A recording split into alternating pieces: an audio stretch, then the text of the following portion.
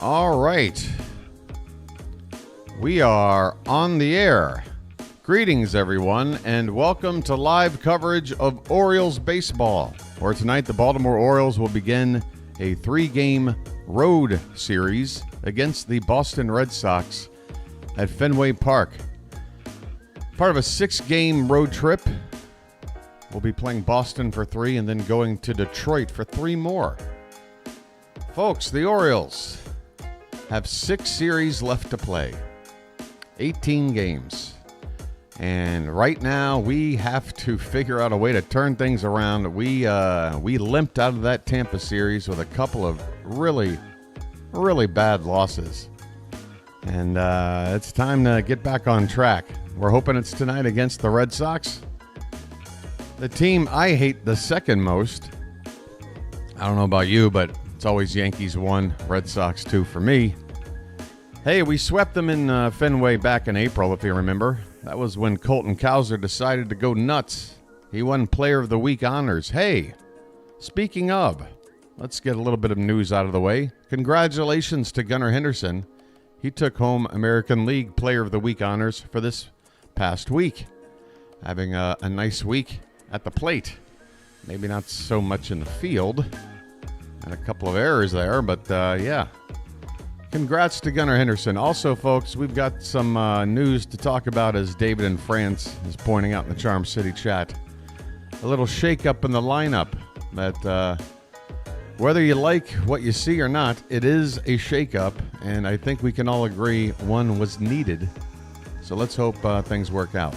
We'll go over that lineup here in just a minute, but first, folks, let me say hello to those that might be new to my channel. How you doing? My name's BW, a.k.a. The Bird Watcher, and I do live play-by-play and color commentary for Baltimore Oriole baseball games. I've been doing it all season long. 144 games, excuse me. I sold myself short. We're down to 18 to go plus the playoffs. It's been a crazy roller coaster of a experiment that I took upon myself here. Just started calling games and said, let's see what happens. Well, what's happened so far is that we've got over 2,100 subscribers. In fact, tonight, we're going to hit a very special number near and dear to Oriole fans out there, folks. 7 subscribers away from the Iron Man number, 2131, folks. So if nothing else tonight, I'd like for us to enjoy that moment, much like we did back in, what was it, 1995 or 96? 95? Help me out. That is something I should know. It's one of the two. You'll have to forgive me. At the time, I was getting out of high school, going into college, and getting in a whole lot of trouble. But I definitely remember that night. I'll tell you that. Tears in his eyes, I guess. All right, look, let's go over this pitching matchup and starting lineup for tonight. This game should be getting started in about 6 minutes. For the Orioles on the mound, Cade Povich, the crafty lefty. Slim, they call him.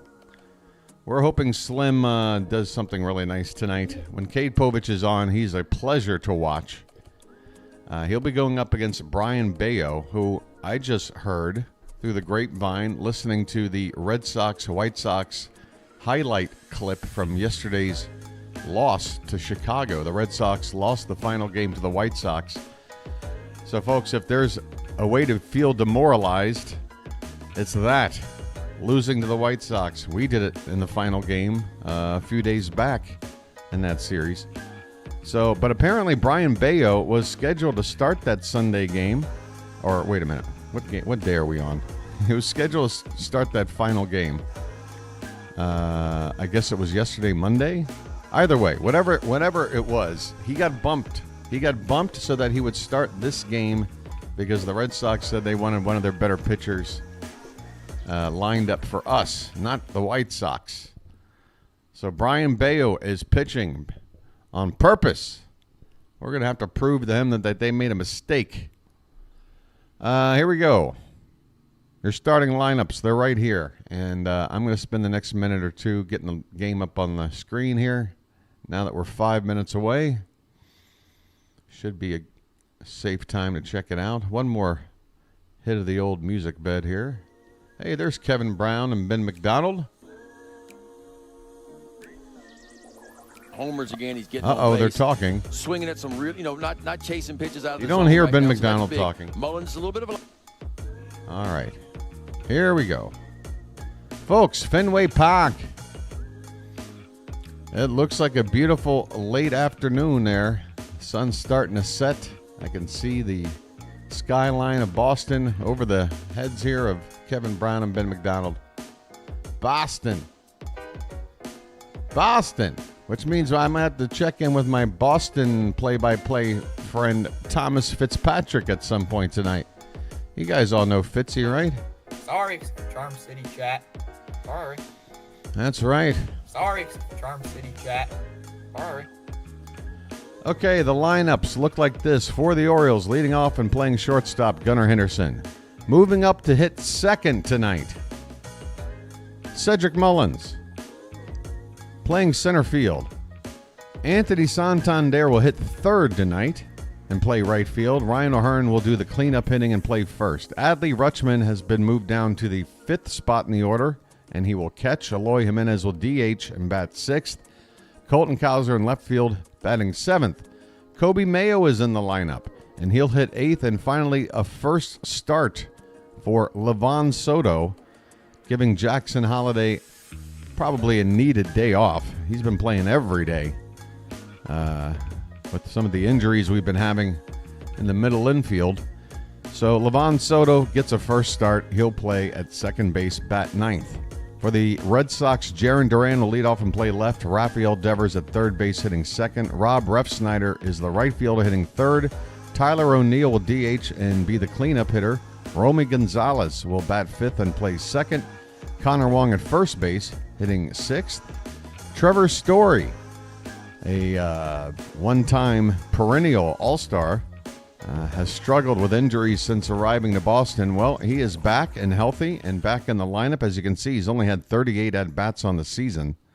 He will bat seventh and play shortstop. Danny Jansen, former Blue Jay who came over during the trade deadline this summer, will do the catching and bat eighth. And finally, Cedane Rafaela in center field, batting ninth.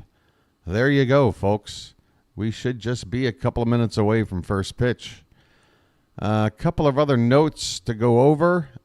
This is all off of the top of my head because I had read it, I had written it down, but now I have to recall from memory. Ryan Mountcastle. We are not getting a very positive update with Ryan Mountcastle right now. Brandon Hyde was quoted as saying, "We hope to have him back by the end of the season." And there's not much more to it than that. He's not seeing any live batting practice or anything like that right now. So for right now, Ryan Mountcastle, I guess, is just in the process of healing. And then as soon as he gets the green light, we'll start trying to get him back into the mix. But Ryan Mountcastle kind of on hold. Some good news. Jacob Webb tomorrow night will be making a rehab appearance. And Danny Coulombe will also be making a rehab appearance the following night. So a couple of relief pitchers, a righty and a lefty, are beginning to work their way back. And Grayson Rodriguez later this week, the quote from Brandon Hyde was, at some point during this road trip, well, it's a 6-game road trip, so I'm going to say at some point within the next week, Grayson Rodriguez is scheduled to face live batters. And if all goes well, then he'll be on a rehab assignment the following week. So Grayson Rodriguez, so far no setbacks, and I would assume best case scenario, you might see him, let's see, today's the 9th. It's going to be about with 1 week left to go in the season, folks. He might get one start, he might get two before the season's over. I'm hoping for two. That'll give me a better understanding of exactly how effective he is after that injury layoff. But he will be coming back, barring any setbacks. Once again, folks, Gunnar Henderson won the Player of the Week award. It's the third award for an Oriole this season. The other two came back-to-back. Again, Colton Cowser with that terrific display back in April with 3 of those games here at Fenway. He won the award, and then the following week, Jordan Westberg won the award. Oh, speaking of Westy, I didn't read anything regarding an update with Westberg, but sometimes no update is a good thing. It means there are no setbacks, and I think Westy is also looking at a return somewhere around a week to 10 days to go in the season. All right, folks. What's his injury again? Who's Rob? Mountie? I think it's his wrist, right? I think it's his wrist, but I'm always worried. Sprained his left wrist August 22nd while sliding into second base. So, yeah, this says fractured hand. I mean, make what you want with that. This is a 2 hour ago update from CBS Sports. This is a 2 hour ago update. Sprained his left wrist. MLB.com says fractured hand. So make of that what you will. Westy hurt his finger, right? Well, I mean, I'm right here. Let's take it straight from the internet's mouth. Brayan Bello taking his warm-up pitches at the moment. Fractured right hand. It's not the finger, it's the whole damn hand. So I'm guessing some of the bones in this area. You know? Yeah. He's been taking ground balls with the hand behind his back. This is from 6 days ago. I remember seeing footage of that. Yeah. Yeah. Nope, not just a finger. A little farther up or down the hand, whatever direction it's pointing. Yeah, so here we go, folks. This game's about to get started. Happy to have you with us. Gunnar Henderson is stepping into the batter's box, and we are ready for baseball here at Fenway Park. His name's Gunnar, and he's dating my mom. First pitch of the evening is well off the plate outside for ball one. Brayan Bello again on the mound. Right-handed pitcher. Folks, it is a gorgeous evening here in Boston. And Gunnar fouls the next pitch behind the plate for strike one. 1 ball, 1 strike. Henderson batting .282.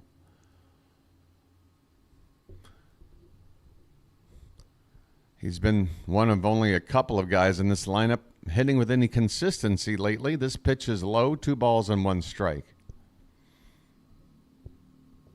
Again, Cade Mullins hitting second in the lineup tonight. He is on deck. 2-1 pitch is low and in, not even close. 3 balls and 1 strike. I'd love to see this offense get better, but it'd feel so good if we can get it early. Early offense. 3-1 pitch.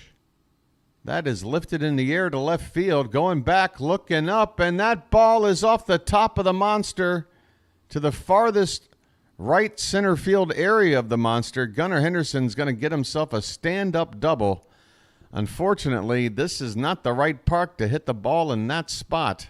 That's probably a home run just about anywhere else. 26th double of the season, though, folks. Splash it up.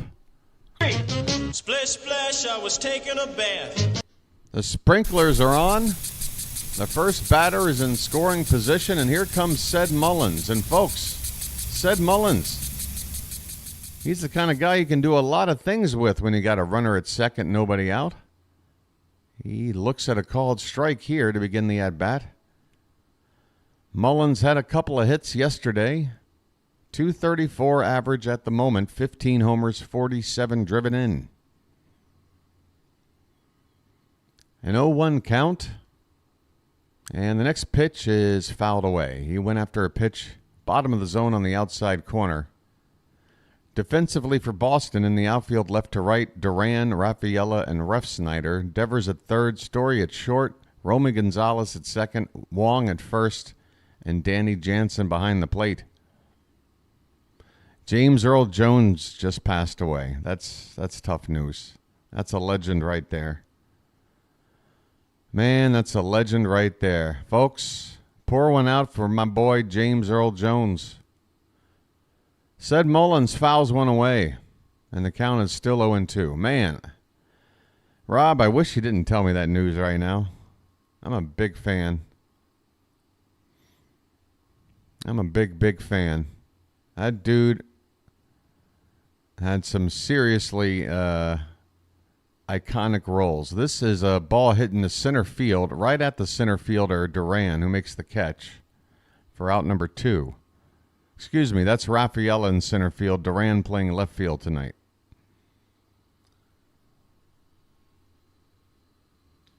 Folks, the Red Sox, I took a look at their stats.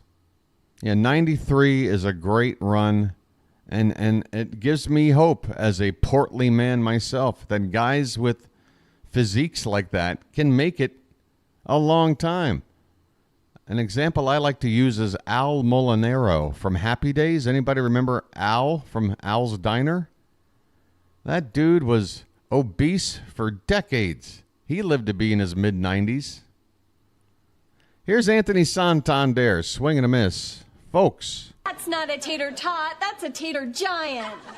That's right. Look up Al Molinaro. He lived a long time. The 0-1 pitch is swung on. That's a line drive and a base hit into right field. Gunnar hits third. He's going to come around. The throw is coming in. It's offline, and Tony will be able to grab second base. Folks, 3 batters in. We're on the board. It's 1-0 Baltimore. Offense. It's magic, you know. It's magic. Oh, you could see the ferocity of that swing from Anthony Santander. He wasn't trying to hit a bomb. He was just trying to hit the ball as hard as possible. Here comes Ryan O'Hearn. Lights on. Let's turn and burn. 1-0 Orioles, top of the first. Runner at second, 1 out. O'Hearn waiting on the first pitch from Bello, who's holding the ball a long time. Here comes the pitch, up and in. 1-0. Yeah, that was an anger swing. Did you see it, the man? Did you see it? Tony looked like a beast. I don't know. I can't think of a good word. But ferocious. This pitch is low and in, folks. 2-0 the count on O'Hearn.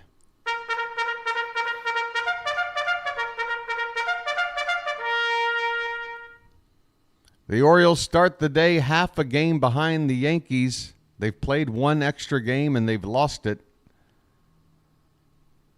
We can't lose.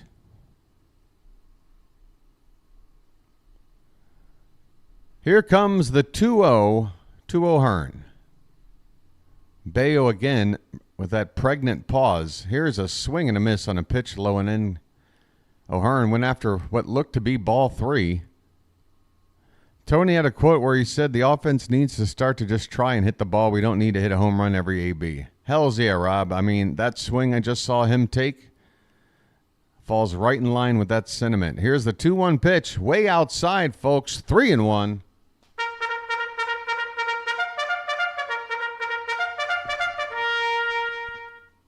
3-1 the count. Ryan O'Hearn smelling blood in the water. Bello's next pitch is top of the zone and no strike. It's ball 4. I'm walking here. O'Hearn reaches with a free pass. 3 of the first 4 Orioles have reached. And Adley, now that you see how it works, here's your turn, my friend. The Red Sox are already having a mound meeting pretty early. Let me have a Diablo sandwich of Dr. Pepper. Make it fast. I'm in a goddamn hurry. Hey, folks, let me get this opportunity real quick to apologize to those who tuned in to yesterday's loss. Not just for the fact that we got shut out and it was an ugly loss, but because I went back and listened to some of that game, and I had to check my own YouTube settings to make sure that I wasn't listening to my game at 0.75 speed.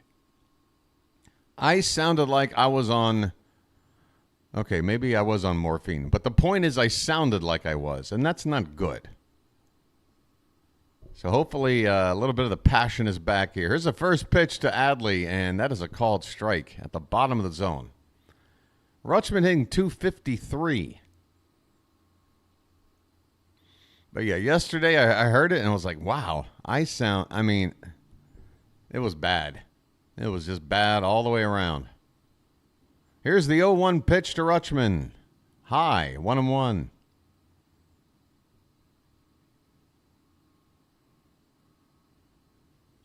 That's the ticket. That's the ticket. Well, instead of speed, does caffeine count? I got to do it on the cheap. Here's the 1-1 pitch. Inside, 2-1.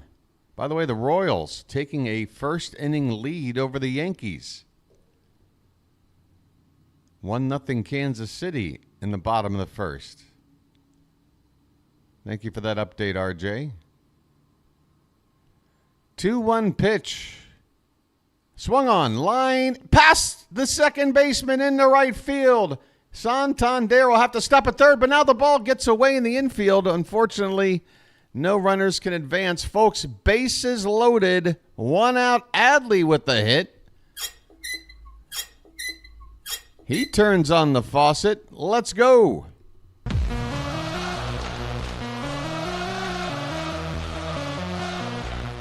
Folks, bases loaded, 1 out for Enioy.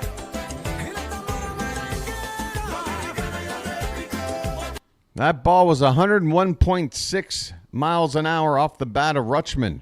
Hard hit. Let's go. Enioy, 247 average, 6 homers, 23 driven in. First pitch to him. Swung on and hit high in the air, left side. Get out of play. And it will. It hits the screen behind the camera well on the third base side.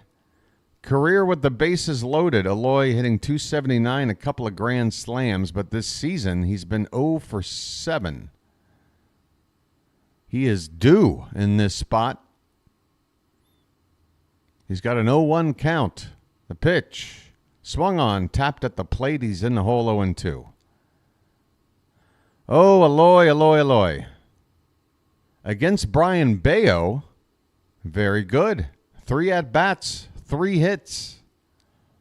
Maybe that's why Enioy was up here aggressive, going after the first 2 pitches. Well, he's 0-2. The next pitch is swung on and missed. Low and away, he chased off the plate, and that giant hole in his swing is exposed. A 3-pitch strikeout of Jimenez with the bases loaded and 1 out. Man, oh Shevitz. We need Colton Cowser to pick up the slack. Folks, get them cows up. Last time Cowser played at Fenway, he went ballistic. First pitch is low and away for ball 1. Hell, let me get some milkmen in the chat. I'm down. I'm hip. I'm cool. Pitch, outside edge, called a strike. 1 ball, 1 strike, 2 down, 1 run in. The bases loaded. A chance for the Orioles to go up huge here in the opening inning. Pitch number 26 is swung on and missed. Cowser chased one below the zone. 1 ball, 2 strikes. This might be a case of Bello needing a little bit of time to find his stuff. And he may be finding it right now. He just struck out Cowser on a pitch 1/2 foot off the plate. Man, oh man, oh man. Back-to-back strikeouts with the bases loaded to end the inning. The Orioles score a run. They get on the board. I was so happy about it, and now I'm sitting here feeling kind of meh.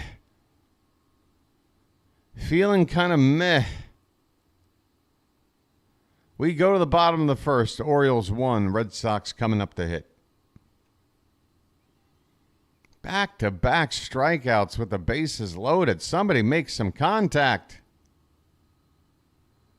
Everybody else was first 5 guys up. Not only hitting the ball, but hitting them pretty hard. Bases loaded with 3 strikeouts yesterday. I know. Oh, my God. Hey, we got to run, though. We got to run. What do you call that? What do you call what? The joy of getting a run in the first inning and taking an early lead, juxtaposed with a offense that has struggled to cash in runs in scoring position, and we did it again, leaving the bases loaded with only 1 out. What do I call all of that? What do I call that? I call that tough to take. I don't know what to call that. Len Cicada, get him in uniform. Let's go. Get him into a platoon with John Lowenstein. We'll be all right. We call that a goddamn shame. Ain't that a shame? The Red Sox are coming up. They've only got 2 lefties in the lineup against Povich, and they are the first 2 hitters in the lineup, Duran and Devers. This is the 13th start for Cade. His record not good, 2-7. ERA not good, 5.76. But when Cade is on, and he has been on more than off since his last recall, his numbers are quite good. This first pitch to Duran is a little bit outside for ball 1. Duran having a nice season. 292 average, 21 homers, 72 driven in. He also won the MVP at the All-Star game. And he fouls this pitch back. 1 ball and 1 strike.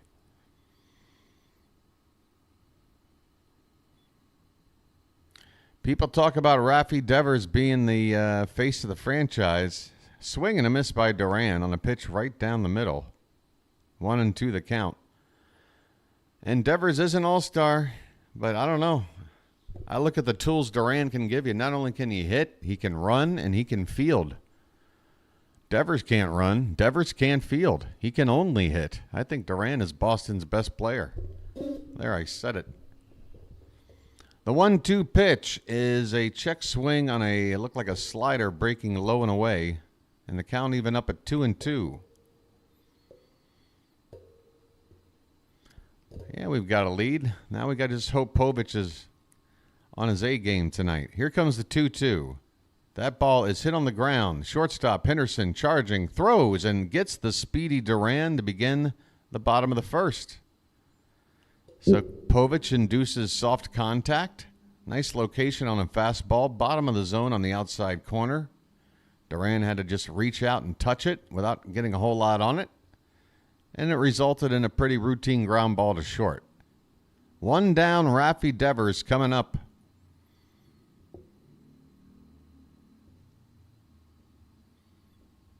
And the first pitch to him is reached for, and it's going to get served out in the right center field on a pitch that was not even in the zone. Rafi Devers wasting no time. Jumping on the first pitch, and folks, again, it was not a fat pitch. This ball was breaking low below the zone, and Devers got it out into the outfield anyway.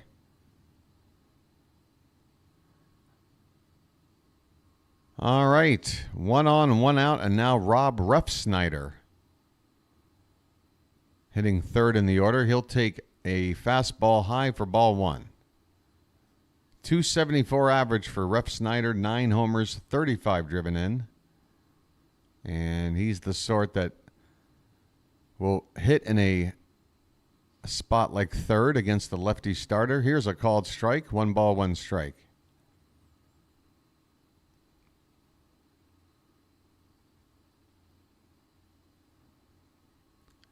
Just getting started here at Fenway Park, folks. We're in the bottom of the first. The Orioles have a 1-0 lead. Red Sox have a runner at first, 1 down. A 1-1 pitch is low and away to Refsnyder, and the count now 2-1. Refsnyder has owned the Orioles in 41 lifetime games, 324 average. 4 home runs. 2-1 pitch is popped foul behind the plate, 2-2. 18 games left in the season, folks. 6 series. And for the Orioles, 4 series on the road and just 2 left at home. So we play twice as many games on the road than at home for the remainder of the season. 12 away, 6 at home. The 2-2 pitch is lined, and that is a fair ball into the left field corner. Hitting third base and stopping there is Devers, and the Red Sox have second and third with only 1 out. A line drive double by Refsnyder that just stayed inside the left field foul line. His 16th double of the season. And the Red Sox are on the verge of answering back the run we scored. Tying run now 90 feet away with only 1 out. Let's see how they handle situations like this. It's going to be Tyler O'Neill up next. First base is open. The infield is playing back. And the first pitch is a breaking ball off the plate by some measure for ball 1. O'Neill hitting .256, 27 homers, but just 53 RBI. This is a breaking ball in the dirt, and Povich has quickly fallen behind 2-0. O'Neill matches lefties better than righties, as you would expect. .310 average against southpaws, just .230 against righties. Second and third for Boston, and a 2-0 count to Tyler O'Neill. The pitch is a check swing. He did not go, and that is ball 3, folks. That pitch is low. Just a touch low, but low. And Cade Povich is in trouble.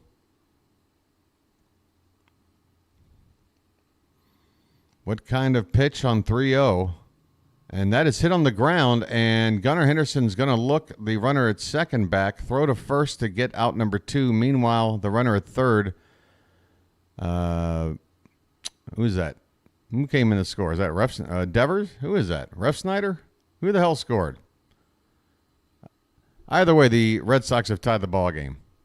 Devers scored on a ground ball, RBI ground out from Tyler O'Neill. 1-1 ball game, 2 down, runner at second now. And Romy Gonzalez, right-handed hitter now at the plate. He takes a fastball in there for a strike. Hey, it's Fenway, folks. Runs. I mean, again, this offense, I wanted to make a couple of points before the first pitch, but maybe I can sneak them in here between the innings. Here's a swing and a miss, and it's 0-2 now on Gonzalez. 17 pitches for Povich here in the first. One more strike to get out of it. Runner at second, 2 down. And the 0-2 to Romy Gonzalez is up and away for ball 1. Yeah, so the Red Sox, despite having a winning record, and though they have been struggling, they've lost 7 of their last 10 ball games, 3-7 in their last 10. 1-2 pitch, swung on and missed on a breaking ball on the outside edge, and this inning is over.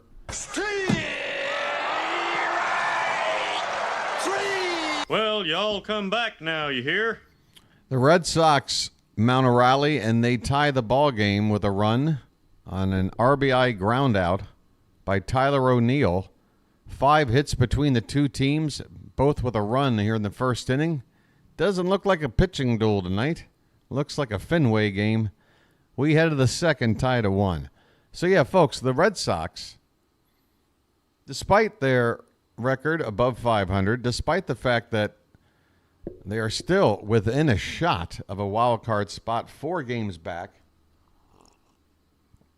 it's not easy because there are a couple of teams ahead of them that they have to leapfrog as well as that final wild card spot. So it's still pretty, it's looking pretty slim for Boston. But after that White Sox series, winning 2 out of 3, and with other teams around them not doing so great, they're still kind of in this.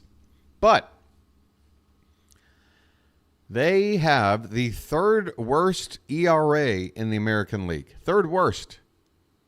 And the only two teams with worse ERAs are the historically bad Chicago White Sox and the team with the second worst record in the American League, the Angels. So you got the two worst teams in the American League. No shock they have the two worst ERAs. Third worst, though, Boston. You heard? And then check this out. Even though Boston has a winning record, they have a losing record at Fenway Park. They are 33-39 at home, which means they're about, 8 games, 7 games over 500 on the road.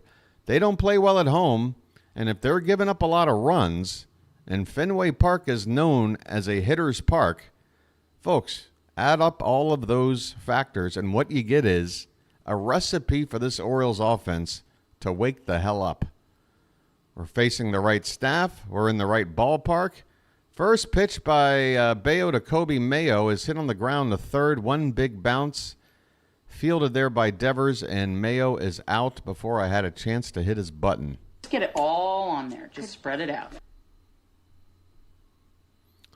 So that's what I'm looking for, folks. Let's give it another inning, David. Let's give it another inning. Again, sometimes pitchers need a little bit to find their stuff. I mean, I think I watched it with Bello. I mean, he immediately was getting hit around the first few batters, and then you saw how he handled the last two. He struck him out. Here's Livan Soto at the plate. And there's a called strike. He's quickly behind 0-2. Soto came over from the Reds, correct? One of those deals that I think also brought Austin Slater. I think they came over together in a package right at the trade deadline. This pitch is fouled away. Soto batting left-handed, wears number 73. Leading off, one out here in the top of the second. This pitch is high, 1 ball and 2 strikes. Casas benched for making an error yesterday. Wow. I was wondering where he was. I mean, I thought swing and a miss. Soto goes down swinging on a pitch way off the plate. So Bello has struck out 3 of the 4 last batters he's faced. After the Orioles looked like their offense had figured him out right off the bat. Again, that's called settling in, folks. Povich might be able to do the same. Gunnar Henderson at the plate, and he takes inside for ball 1. Gunnar. His name's Gunnar, and he's dating my mom.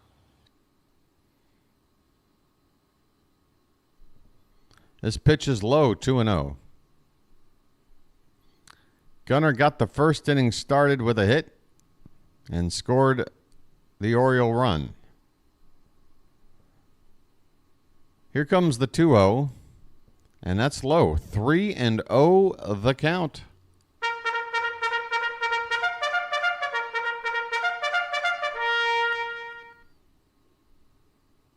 The pitch. That's called a strike. It was low. That was ball 4. Whatever. 3-1 now. Maybe Gunnar will get something he can smash.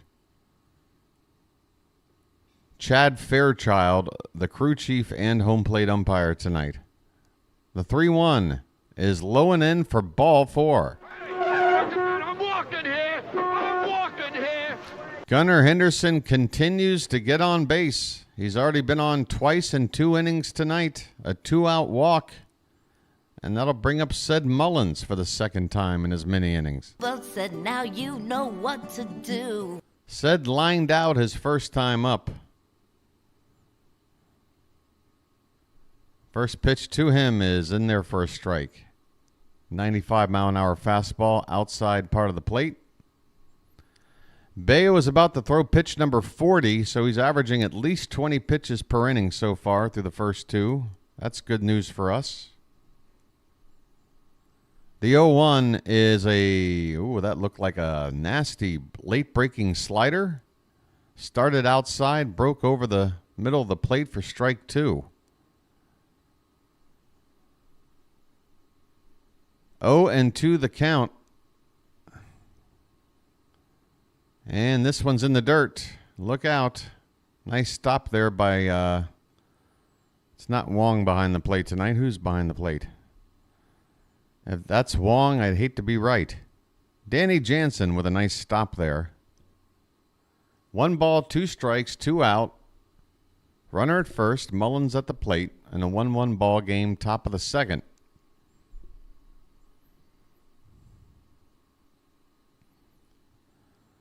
Check on Gunnar with the camera. He's not running. This pitch is hit on the ground, and the second baseman with a nice pick, but the throw is...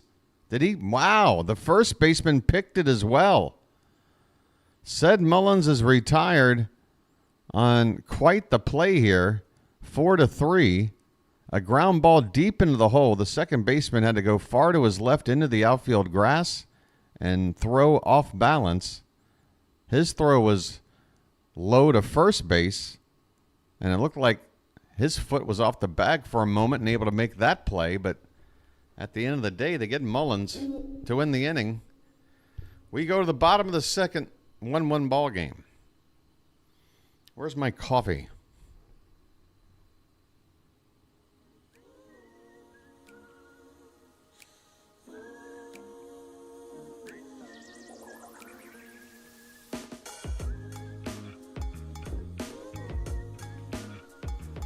Who is the third starter? Povich.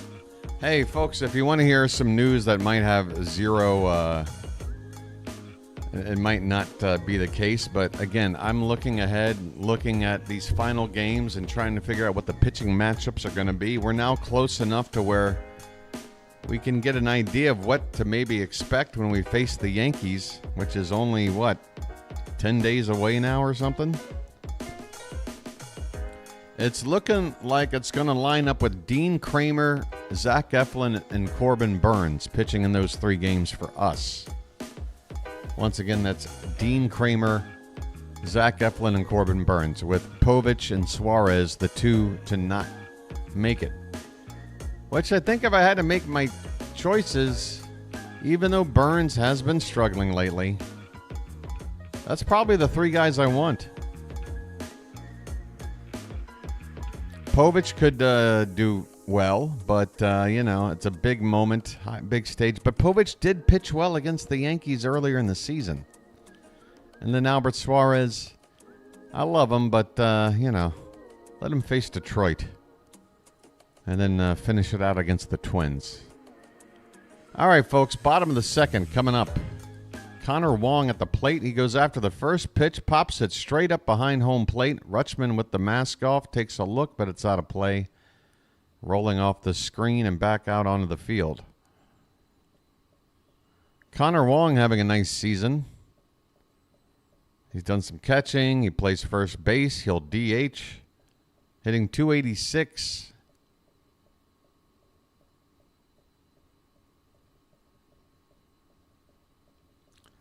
This pitch is hit on the ground. Right-hand side. Is that Soto? Levon Soto making a play. A ground out 4-3 for the first out here in the bottom of the second. Trevor Story coming up. Now here's a guy. I always like to start things off with. Now here's a guy. But yeah, Trevor Story, I tell you what, if he played fantasy baseball, I don't know, 6, 7, 8 years ago, this guy was like a number 1 pick back then. Power speed combo at shortstop. He swings and misses at the first pitch here. It has been an injury-plagued season and career so far with the Red Sox. Story doing the bulk of his damage in the bigs with the Rockies.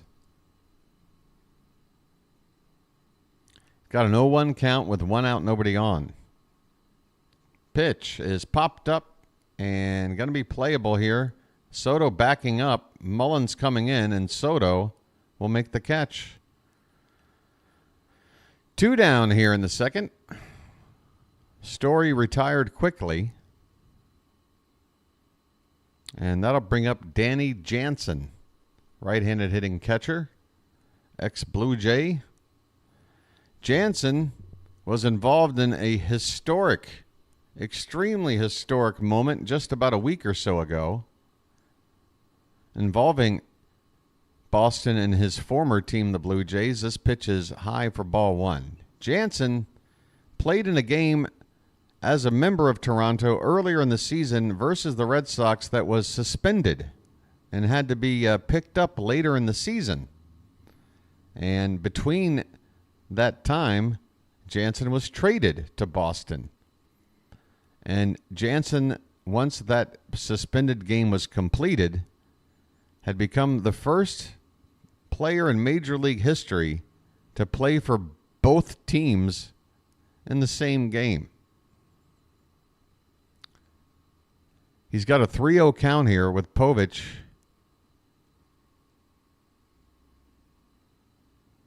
And that is ball four, way off the plate outside, not even close. So a 2-out walk to Jansen, and that'll bring up the number 9 hitter, Cedane Rafaela. Yeah, what was crazier was that Jansen was due to come up to hit next. So the Toronto team had to pinch hit for him, even though he didn't exist. And meanwhile, there he was doing the catching. He was catching with a hitter that was pinch hitting for him at the plate. Just crazy stuff.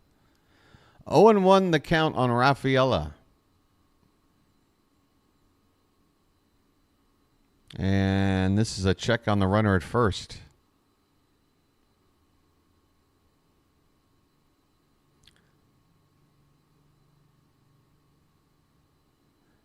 Oh, and 1 the count. Runner at first, 2 down. Rafaela hitting 251. That pitch is upstairs. See, that pitches like that make me feel like Povich doesn't have it tonight. When he goes up and away, up and away, that's when I get a little nervous. 1 ball, 1 strike. This pitch is a breaking ball. That bended nicely back toward the bottom of the zone. Fouled away, 1 ball, 2 strikes. Against right-handed hitters, Povich goes with the curveball 27% of the time, but against lefties, he only uses it 4.5%. Interesting stuff. Swing and a miss. Swing and a miss. Rafaela strikes out, and this inning is over. Well, y'all come back now, you hear? Hit the bricks, pal. You're done. You get nothing. You lose. Good day, sir. Well, when you gotta go, you gotta go. All right, we go to the third, tied at 1. Where you from?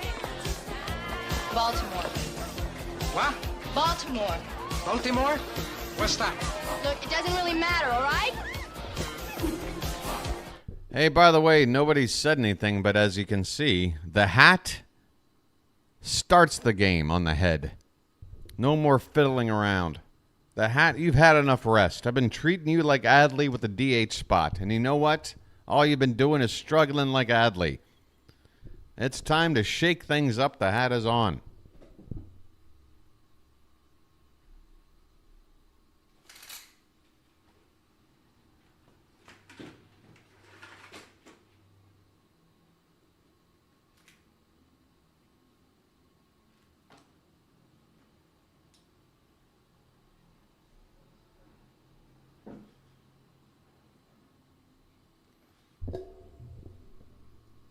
Two nothing Royals, top of the third. And folks, how close are we to the Ripken legend number now? Look at that, 4 to go, folks. One of you out there watching right now who has yet to become a subscriber, and let me just put your mind to rest, those non-subscribers out there. Subscribing isn't going to change your life for the worse. I promise you that. You're just helping a community grow. It's like, doing a good deed kind of thing without having to suffer any consequences. But get this, if you're an Orioles fan right now, one of you lucky fans is going to get number 2131. And when you do, when you become that person, you let me know in the chat. I want to talk to you. Here we go. Top of the third. Santander at the plate, and he looks at a called strike at the top of the zone. Tony came up with a big hit in that rally back in the first.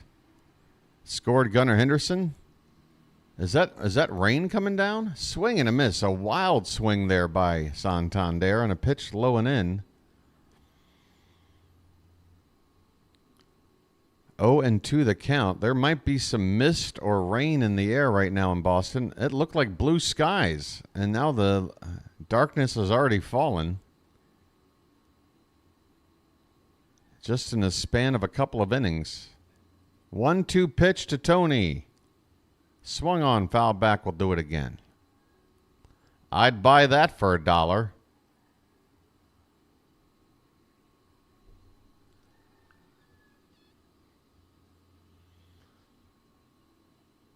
Here comes the 1-2.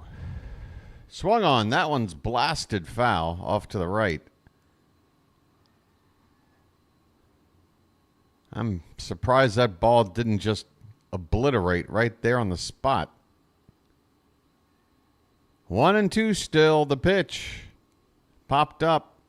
Should be playable on the infield. Second baseman wants it. And making the catch there is Romy Gonzalez for out number 1. Ryan O'Hearn, folks. Turn and burn. Lights on. Let's turn and burn. O'Hearn walked his first time up. Solid AB working the count.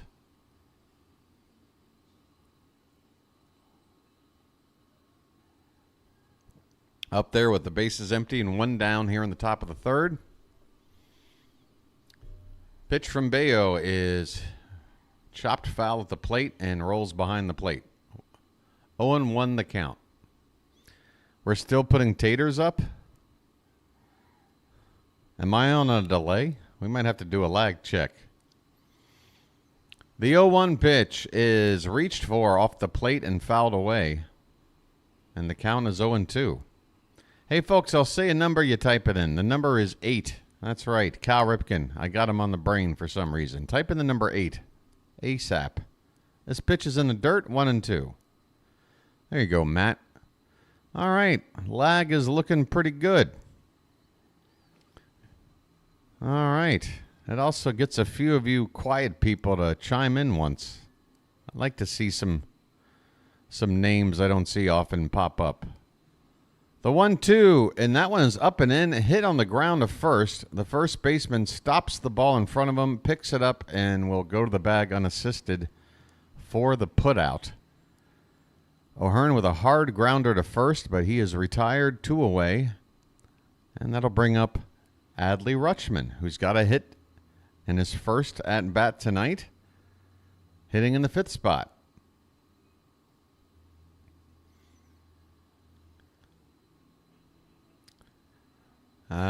Looking at a graphic right now that just another indication of Rutschman's recent struggles. He takes a breaking ball that clips the outside corner here for strike 1. It also doesn't help, folks, that when you're struggling, it always feels like, I saw this with Jackson Holliday in that first call-up. This one's drilled by Rutschman, but he's out in front of it. A line drive shot foul to the right. And the count is 0-2. But, yeah, again, when Holliday first came up, yeah, he was flailing at the plate. But, man, he was seeing one perfectly placed first pitch for a strike after another. Always behind in the count on a tough pitch. The 0-2 to Rutschman is hit on the ground, left side, and it's booted by Rafi Devers. Devers playing over toward the hole at short. I told you he can't field. That's an error. That ball was hit relatively hard, but that needs to be fielded there by Devers. Rutschman will reach on an error with 2 down. Big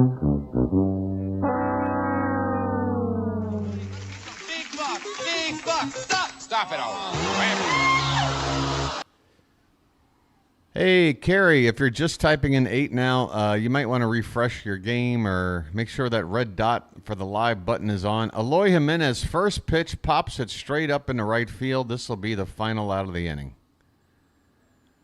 Jimenez has not had a very effective night at the plate. He struck out with the bases loaded, and now here goes after a first pitch and hits a pretty weak fly ball. We go to the bottom of the third, tied at 1. Hey, everybody, we're all going to get laid. Well, that's good news. All right. Let me go ahead and close this door quick. I can feel some humid air out there this morning. Humid.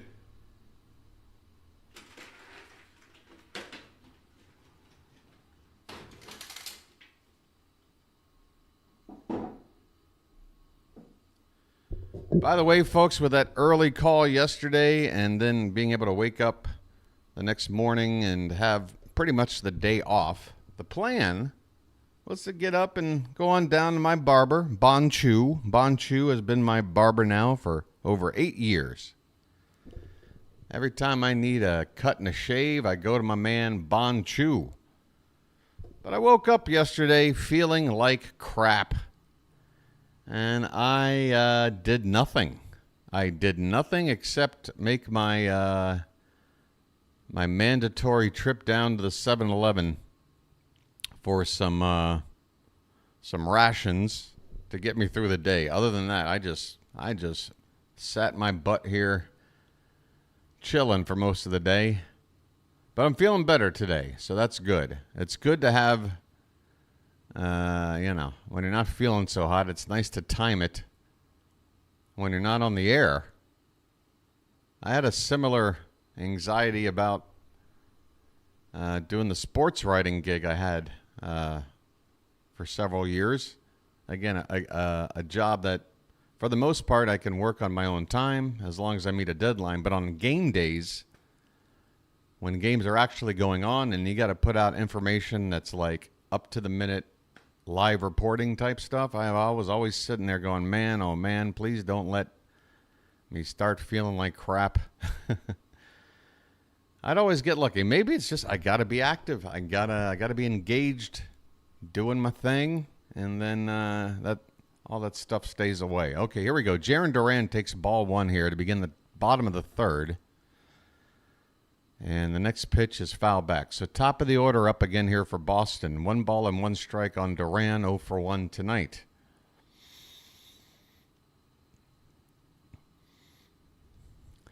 Yeah, Colin, it's not really a news flash. We're coming off a shutout to Zach Littell and the Rays. And I'd say in the past, that ball's hit hard in the right center. Mullins with a long run and a diving catch, said Mullins. Oh, I love you, said. Oh, all you said haters can kiss my big white pimply butt. Said Mullins is a god. Nobody else is making this catch. Nobody. Mullins on a dead sprint to his left, laying full out. Oh, doctor. What a catch. A tip of the cap from Povich. Yeah, that's not a bum doing that. Here's a ball hit in the right field for a base hit. Rafi Devers with a 1-out single. Oh, my God, Mullins. How many times has he done that for us? How many times? Folks, you're just not going to see that on a stat page. Sorry. It's not always the numbers.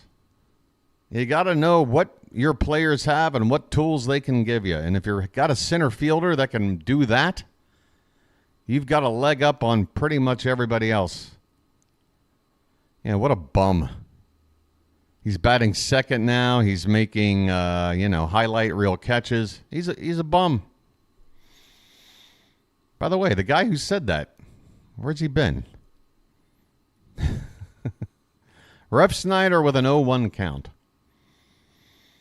And this ball's hit in the air to center pretty deep. Mullins is looking up, and that ball is going to reach the seats. Rob Refsnyder has just hit a 2-run bomb to dead center field up into those tippy-top bleachers here in Fenway. And the Red Sox have taken a 3-1 lead. 10th home run by Refsnyder. Oh, boy. I was just having a little bit of fun. Folks, all I can say is this. It'd be 4-1 right now if Mullins doesn't make that catch. That ball was on the outside edge from Povich. Wasn't a terrible pitch. But if you're looking fastball and you're looking for a location, that's what you can do. Here's a curveball up and away. And that curveball, man, that is not a good sign. David in France, if you're watching, you just saw that curveball, right? You know what that's all about. 1-0 pitch. Fastball. Hits the bottom of the zone for a called strike. Tyler O'Neill at the plate. He's 0 for 1. 2 runs in for the Red Sox and a 2-run homer by Rob Refsnyder.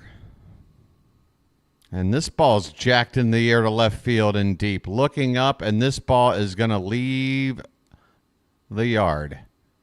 Tyler O'Neill blasts one out of here. It's 4-1 Boston, and Cade Povich is getting lit up. Oh, my God. If you're going to get lit up, I'm going to get lit up. Tell you what.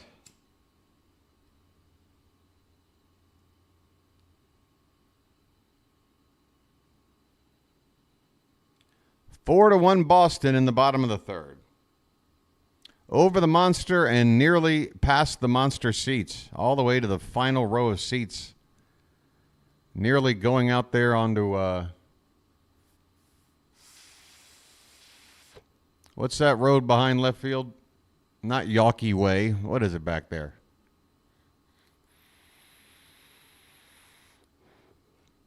Drew French is out to talk to Cade Povich.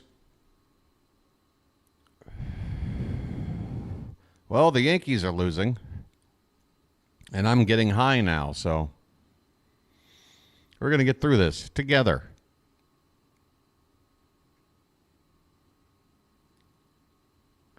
Long chat here with the umpire right in there. The umpire is, his head is right there in the conversation. All right. Mound meeting over. 3-game losing streak, here we come. Again, that sounds like somebody looking forward to losing. I don't understand the sentiment. This pitch is a breaking ball that bounces away from the catcher for ball 1. Romy Gonzalez is 0 for 1. Povich sucks. Chilo, do you want to put an asterisk next to that? Like, sucks tonight or sucks in general? I'd like to know your thoughts there. The 1-1 pitch is swung on a missed, 1 ball, 2 strikes.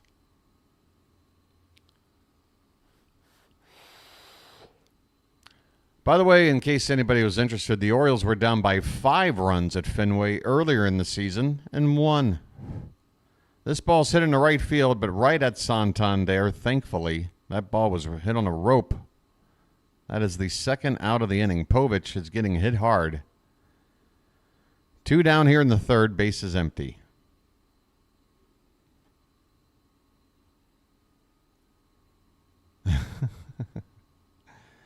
Oh, boy. Now look at this Oriole fan right here. This guy knows what's up. This pitch is low to Connor Wong.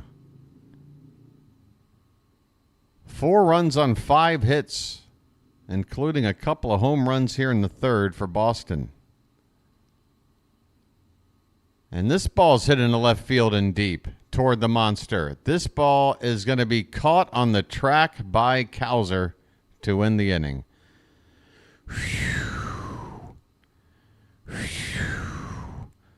But the Red Sox, damage has been done. A 3 spot on the board with a couple of home runs off of Povich back-to-back. It was back-to-back, right? Refsnyder and O'Neill. They each have a pair of RBI here in the ballgame.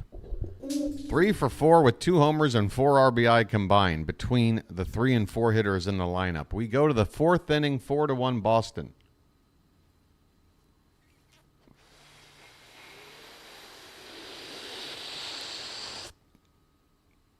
Yeah, that ought to do the trick. That ought to do the trick. I apologize for Baltimore. Probably 10 feet. Probably. This is great iced tea. Isn't it, though? I think so, too. You know, I was thinking about doing an Arnold Palmer. Do a nice iced tea and lemonade mix. But I'm like, you know what? Let me just make a really good iced tea. This is great iced tea. Hey, you like it, Damone? Hey, maybe you can help me with my math homework. You want to go swimming? What do you want to do? This is great iced tea. Is it? I got plenty. Let me know. Sweet or unsweet? What do you like? This is great iced tea. All right, everybody. I know. We're losing again. And all. I know. Let's see. It's Fenway, man. It's Fenway. We showed something in the first that we're not going to sit here and wait to the 6th inning to do something. So I've got some optimism here. It's really more about Cade Povich. I don't think he should be going back out there, to be honest. It just seems like a recipe for the Red Sox to widen this lead, and we can't afford that. Here's Colton Cowser, and he takes a pitch low, showing bunt. Ball 1.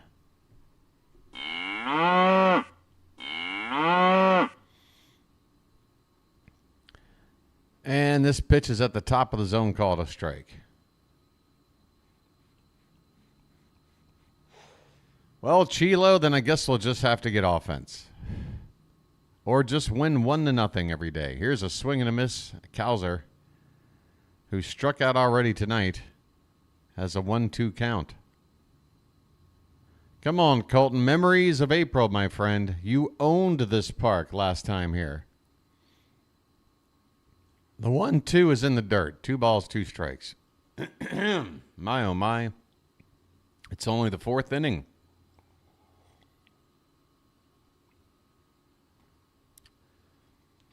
Voice ready to give out. 2-2 pitch. That is going to be reached for and fouled behind the plate on a pitch that was definitely low for ball 3. Cowser just doesn't have a very good feel for the strike zone right now. Doesn't seem like he's reading the pitch out of the pitcher's hand very well.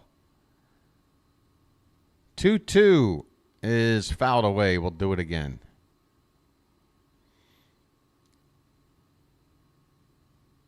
The good news is Brayan Bello, I don't know. I mean, if he can maintain this pitch count average per inning, he's not going to go more than 5 innings. That ball's inside, and the count has gone full. Full count on Colton Cowser, leading off the top of the 4th.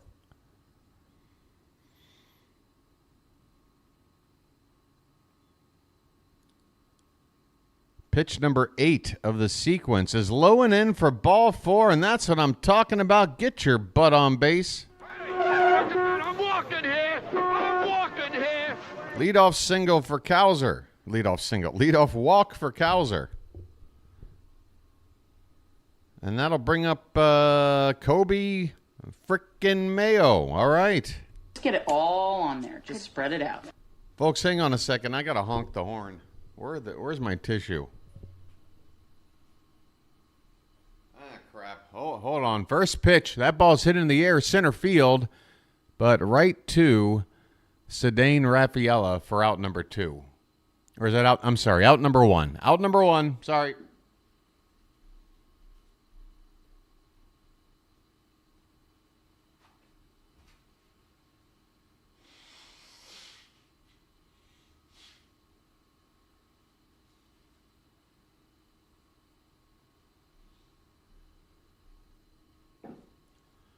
Levon Soto 0 for 1. First pitch to him is called a strike, and another tough call. That pitch looked a little bit outside.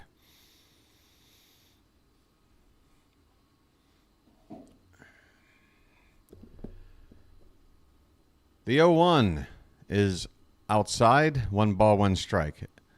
I'd love for Soto to find a way to get on base. We got Gunnar Henderson and that top of the order coming up after with a runner already on. If not, it's going to be 2 out with 1 on. And a tougher ask for a rally. This pitch is inside. 2 balls, 1 strike. Livan Soto. Come on, buddy. Anything you can do to help out would be greatly appreciated.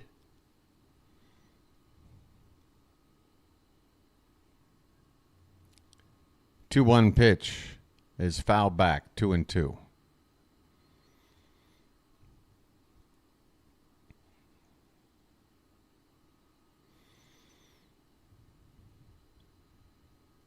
So what's the weather like now on the East Coast, folks? Is it already starting to feel like summer's winding down? Temperatures, where are they at? And they in the 80s? Upper 80s, lower 80s? What are we looking at these days? 2-2 pitch coming to Soto. Is in the dirt. 3-2. Folks.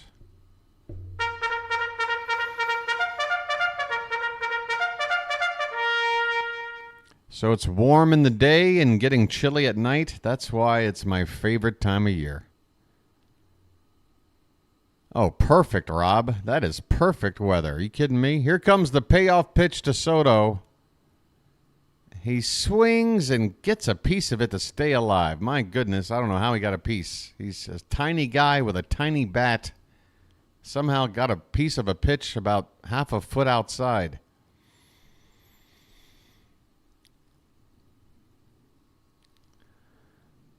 Seventh pitch of the at-bat is ball 4, folks. We got Soto on base. I'm walking here. I'm walking here. I don't know about you folks, but to me that screams you're going to pay for that, buddy. You're walking the number 9 guy who's barely sniffed a plate appearance all season, putting 2 men on and bringing up Gunnar Henderson as the tying run.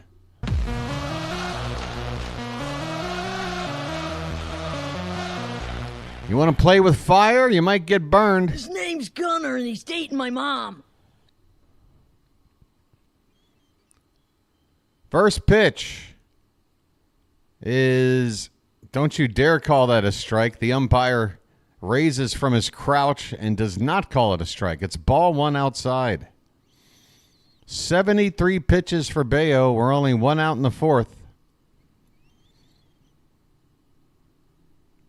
The 1-0 pitch to Henderson is reached for and fouled back. Top of the zone with the heater, 96 miles an hour. Gunnar a little behind it and got under it.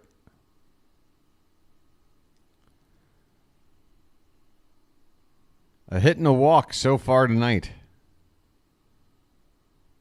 The 1-1 pitch to Gunnar is outside, 2-1. Folks, Charm City Chat, I want you to get up off your ass. Get up.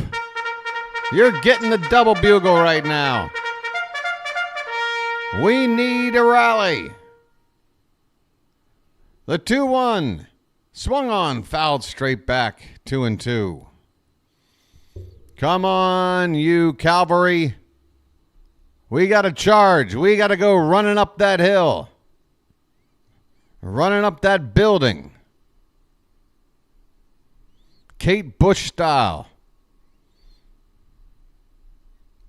2 balls, 2 strikes, 2 on, 1 out. Bello kicks and deals, and it's low and in. Check swing. He did not swing, you son of a... He did not swing. He did not swing. What? Show me the replay. Oh, God. Come on. Check swing strikeout of Gunnar Henderson. Why don't you wake up and smell what you shoveling? Why don't you wake up and smell what you shoveling? Why don't you wake up and smell what you shoveling? Said Mullins at the plate, check swing, and the home plate umpire does the job and says you went. Apparently, we're not allowed to move the bat off of our shoulder. Otherwise, we're swinging. First and second, 2 down. 0-1 on Mullins. And Bello kicks, but then turns around to check Cowser back at second base. Mullins on the season hitting .250 with runners in scoring position. We need a hit here. The 0-1 is high, 1 ball, 1 strike. The Yankees have put on a run. It's now 2-1 Royals in the bottom of the 4th. Hey, Pocket Watch, how you doing? How we looking tonight? Not good. Cade Povich doesn't look good. Couple of chances to drive in runs squandered. 1-1 pitch is a called strike. 1-2 to Mullins. Again, Bello, 20 pitches per inning, now at 80 here in the 4th. He might only be able to go 5. But we need a big hit. The 1-2 to Mullins is a check swing. It looked like he went around. Did that ball hit him? That ball gets away? What is going on? A run comes in to slide home. But let's see what we got going here. This ball hit Mullins. If it did, it's not a wild pitch. It's a dead ball.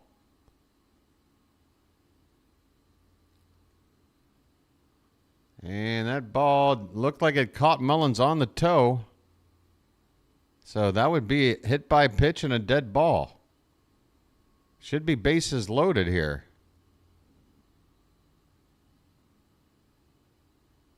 The umpires are talking about it. The Yankees have just taken the lead.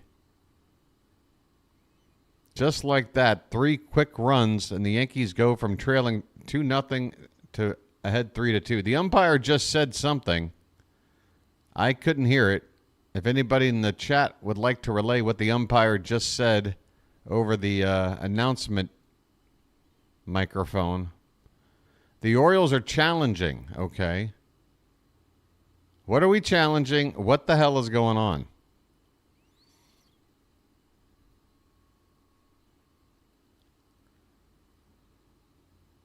Are they saying Cowser is out for having left trying to score? Oh, I think Cowser screwed up. I think Cowser is going to be out because it was a dead ball. Oh, they're saying he wasn't hit by a pitch. Oh, the original call is he was not hit by a pitch? Okay, then we win this challenge. But again, that's a dead ball at that point, which means bases loaded. Gotcha, guys. I could read his lips. The batter was hit by the pitch. So bases are loaded, folks, with 2 down. After all of that, I mean, it turns out to be what I originally called with my own eyes, is that Mullins got hit by a pitch and that the runner Cowser unable to score on a dead ball. Bases loaded, 2 down, folks. Anthony Santander. That's not a tater tot, that's a tater giant.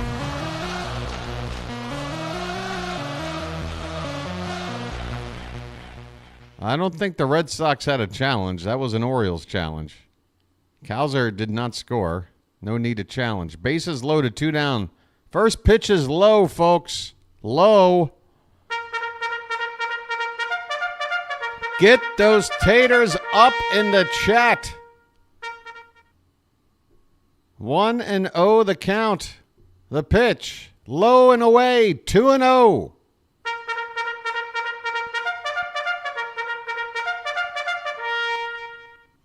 Folks, get your carbohydrates on.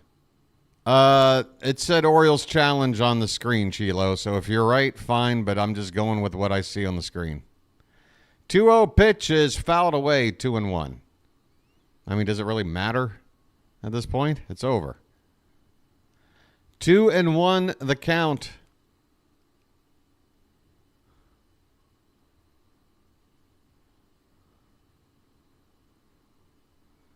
Tony took that foul ball off the foot. Pitch. Inside. 2-2.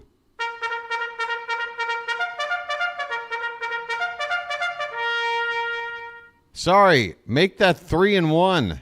Now there's a mistake that I'm happy to make. We got a 3-1 count, bases loaded. The pitch swung on and fouled off. Might have been ball 4. Oh, God.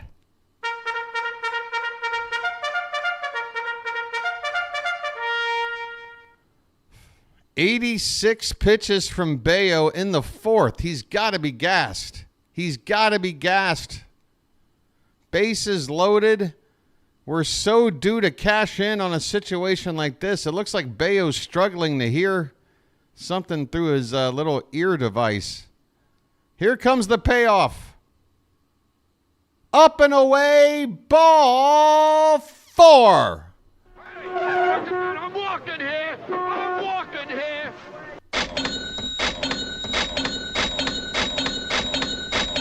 Colton Cowser scores. Bases still loaded. It's now 4-2 and a chance for Ryan O'Hearn to turn and burn. Lights on. Let's turn and burn. The Red Sox are going to bring out the pitching coach, it looks like, and have a mound meeting. Folks, hang in there. Let me have a Diablo sandwich of Dr. Pepper. Make it fast. I'm in a goddamn hurry. All right. Robert Prescott, what happened? Message for you, son. We got a message coming into the Charm City chat, folks. Announcement. Message for you, son. Robert Prescott says one word. Nice. Let's make it nicer, Robert. Thank you so much for the super chat. Let's make it nicer. 2 runs down. A base hit could tie it. An extra base hit could give us the lead. Ryan O'Hearn at the plate. 0 for 1 with a walk tonight. Bello out there on 87 pitches. First pitch is hit to left field, down in the corner, and it's going to be caught to win the inning. Damn. Oh, boy. Well, we got to run. But we have now left 8 men on base through the first 4 innings.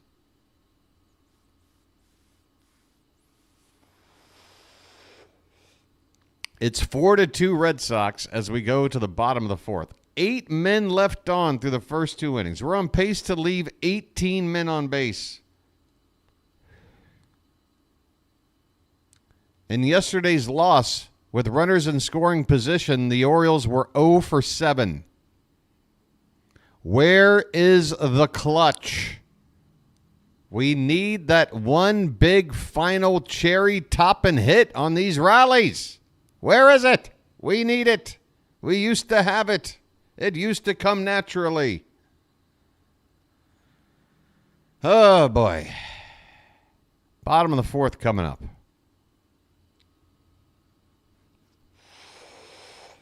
Well, I'm not sad. If frustration is akin to sadness, then I guess I need a new dictionary. That's just frustration. That's not sadness. You'll know when I'm sad because I will cry.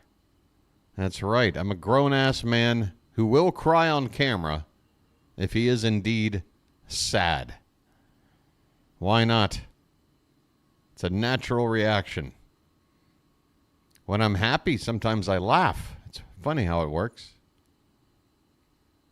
All right. It's going to be the bottom part of the order coming up for the Red Sox. Cade Povich apparently going to stay out there to pitch the 4th. And that's probably why. This looks like another case where Brandon Hyde is saying to himself, well, I know my starter's not doing well, but it is the bottom of the order coming up. Maybe I can just send him out there and get some outs, get one more quick inning in. Who's crying? The man. I'm not crying in baseball. I'm crying about baseball. It's very, very different. Here's a called strike, Trevor Story. It's like vicarious crying, and it's off-site crying. Hey, there's a nice breaking ball from Povich. Backdoor breaking ball for strike 2. This pitch is high, and the count 1 ball, 2 strikes. Povich tonight threw 3 innings, 5 hits, and a walk, and has given up a couple of home runs. Those were the backbreakers. The 1-2 pitch is high again, and the count even up at 2-2. And this roach is over. Well, I've had my coffee. I've had my special lucky. I think I'm going to heat up this coffee a little bit more. 2-2 pitch. Breaking ball swung on and missed. There's a beauty of a curve. Well, y'all come back now, you hear? Story. Hey, guess what, buddy? This chapter is over in your story. Take a seat. You heard? Hit the bricks, pal. You're done. Danny Jansen coming up. He walked his first time. And he takes a curveball. That's a peach. Starts outside and then comes in on the zone and then drops to the bottom of the zone for strike 1. The 0-1. Fastball a bit high. It's been fastball, curveball for the most part here from Povich. Not too many sweepers, change-ups. Here's a check swing roller. Gunnar is charging it, and Gunnar can't field it cleanly. Jesus H. Christ almighty. Again, he can't just close his glove on the ball on just a grounder. I mean, he had to charge it. Once he got it, he was going to have to get a quick throw off. But, man, you got to be able to just grab this ball with your glove, Gunnar. I mean, folks, this is... Forget shortstop. There's nowhere in the infield somebody should be having problems like this. Rafaela takes a first pitch outside for ball 1. Runner at first. Gunnar with another error. 1 out in the inning, bottom of the 4th. 4-2 Red Sox. Here's a curve ball and a beauty. That one catches the top of the zone on the outside corner. Oh, yeah, E6. I don't need to go and check. I don't know how you can call that anything else. I mean, again, he had to get off a quick throw because it was a slow roller, but it was such an egregious mishandling of what's a pretty weakly hit ground ball. I mean, you got to be able to wrap your glove around the baseball. 1-2 the count on Rafaela. Pitch in the dirt, 2-2. Povich is up to 58 pitches here with 1 out in the 4th.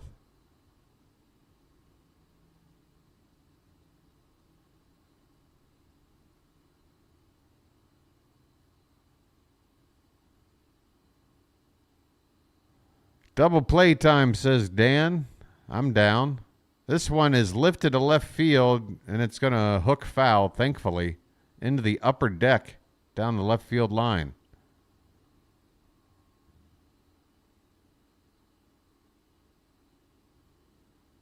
Two and two on Rafaela.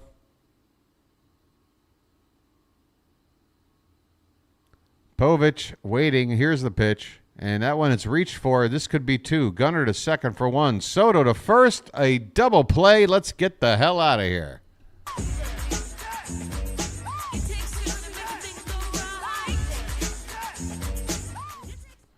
A double play will end the inning. Cade Povich comes out and gets a scoreless inning in. Let's see if this offense can scratch another run or two and get back into the ball game. We head to the 5th inning, 4-2 Boston. How you doing, Charm City?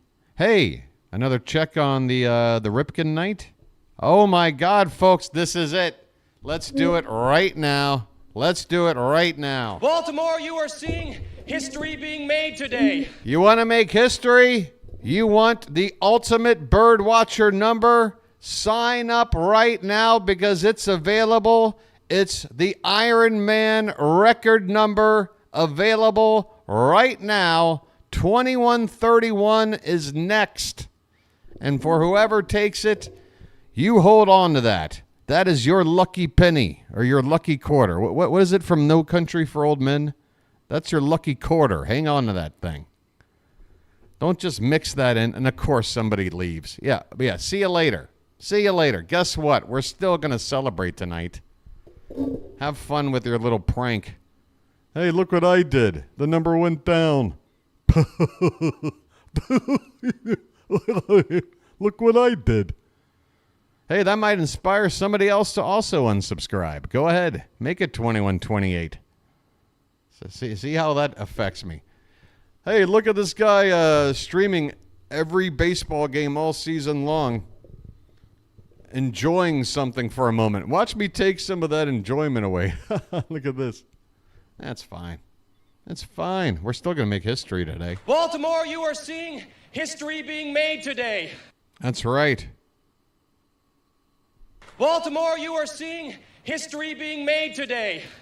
Folks, if you've got a second account, ain't nobody stopping you. You could run in there right now, go into that old Yahoo account. There it is, folks. It has happened. The Iron Man streak.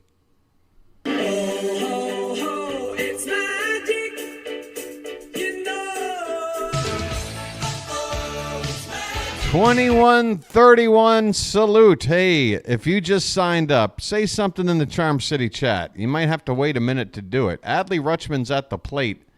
First pitch was ball one. Second pitch is inside. He's got a 2-0 count.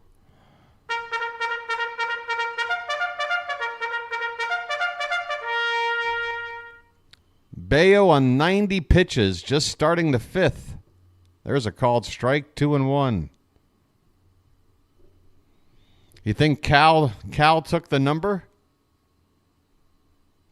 Remember, folks, when you do subscribe, it takes 1 minute to be able to type in the chat. This ball's hit on the ground to Devers. Throw across to first in time, and Rutschman is retired to begin the top of the fifth. Adley, new order, Rutschman. Every time I see you swinging, you hit the ball straight up in the air. So it's time to move you down in the lineup. Try and hit a little better there. Bum bum bum bum bum bum bum bum bum bum bum bum bum bum bum bum bum bum bum.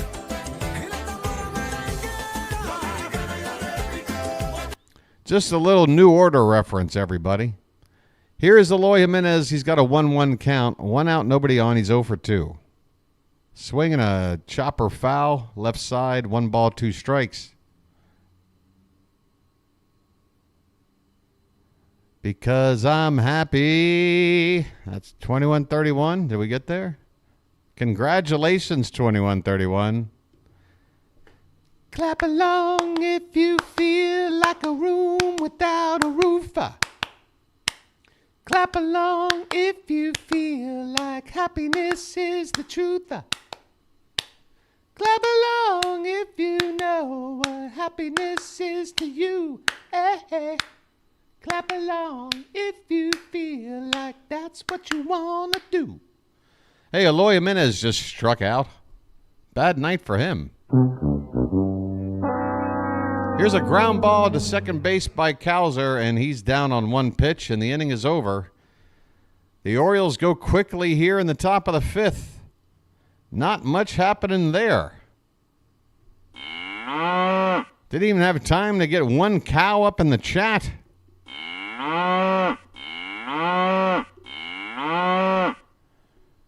You don't a pretty good job being a one-man show. That's right. I don't a pretty good job. Thank you, Lancaster. What can I tell you, folks? I'm spinning a lot of plates over here. I'm like one of those, you ever read a Dr. Seuss book where one of those characters is like marching along with some contraption of 35 different instruments attached all at once? He's like pedaling piano keys while blowing into 4 different horns. And yeah, I'm kind of like that.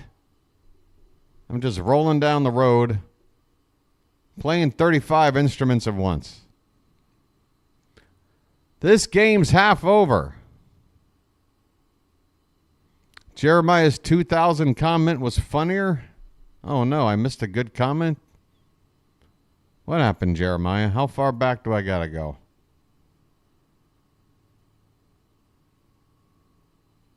Uh, 1231. I'm not sure. I don't know.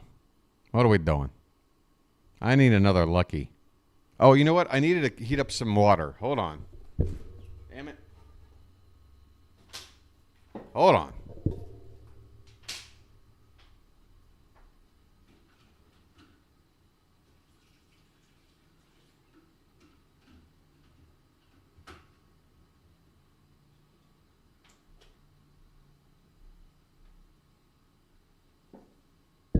First pitch from Povich in the bottom of the 5th is very high to Jarren Duran for ball 1.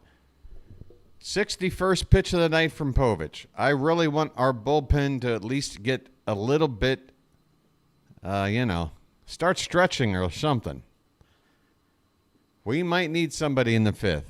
I'm rooting for Povich to throw another scoreless inning, but we got the top of the order due up here, and I don't want to go down any further.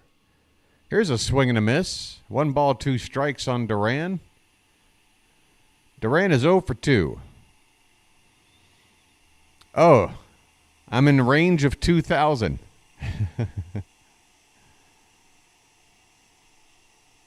Oh, I'm closing in on 2,000. I gotcha. Here's a swing and a miss. Strike 3. Duran goes down swinging, and he looked ugly.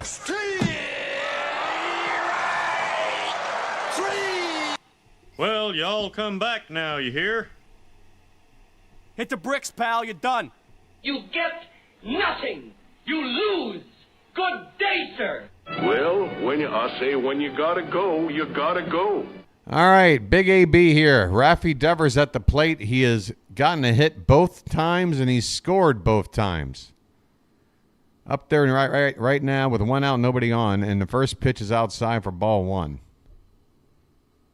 We can try to hang out up here. Here's the next pitch. That is high, 2-0. Let's see how much they jump the gun here. Hold on a sec.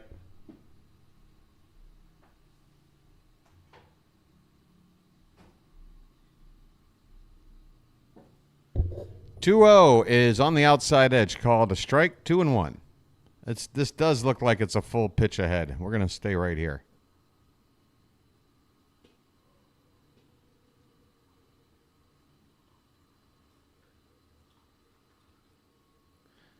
That one is low and outside. 3-1 the count. After Devers, it's nothing but right-handers. We should be getting a right-hander loose. There's a swing and a miss to make the count full. Nice pitch from Povich on the outside corner. I mean, his pitch count is fine. Don't get me wrong. And if he can get through this inning, they might even send him out there for the 6th. I don't know, but it's I just want Brandon Hyde to be on top of things. You know, every pitch you got to analyze. And would you look at that, folks? Well, y'all come back now, you hear? Cade Povich sucks tonight. Well, all he's done here in the 5th inning is strike out Devers and Duran to begin the inning. And again, folks, sometimes, what are you going to do? This pitch is a curveball off the plate. It's been a mixed bag tonight. It really has, from Povich. This is sort of the mixed bag Povich. You see glimpses of the good, and you've seen glimpses of the bad. 1-0 pitch is over the plate but low to Refsnyder. Refsnyder hit that big 2-run homer. He's also doubled. He has been a difference maker tonight for the Red Sox. 2-run homer, and they lead by 2. 2-0 pitch is a breaking ball. Nice, sharp break on that curve to make it 2-1.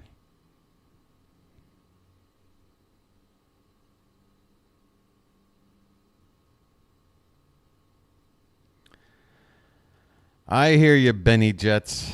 Man, I tell you, when it comes to all that stuff, I feel like the best thing to do is, like, all you can do is go out there and try to win. This pitch is foul back, and then the chips fall where they fall with everybody else. It's out of our hands.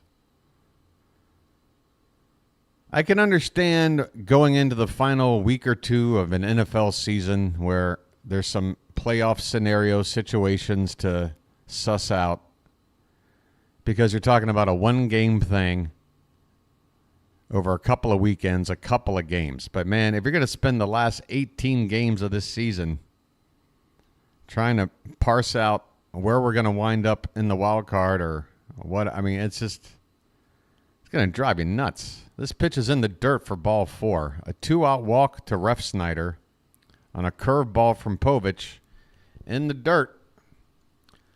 All right. No, that's going to do it. Brandon Hyde's coming out right now.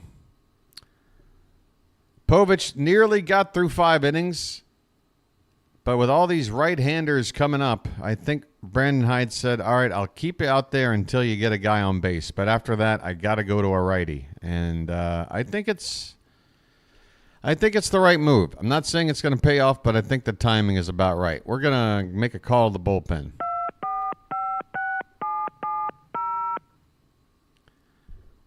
I didn't get a good look at who was jogging out from the bullpen out in right field, but it looked like Birch Smith.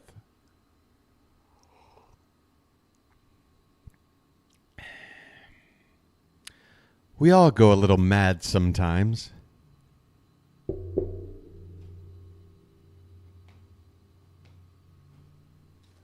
Hey, there's your easy movie trivia quote of the night, folks. What movie is that? We all go a little mad sometimes. I mean, if you can't nail that one lickety-split, I don't know what to tell you.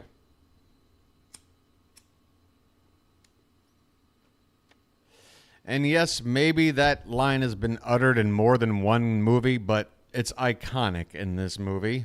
Come on, Charm City chat, you're better than this. The Royals are back in front. How about that?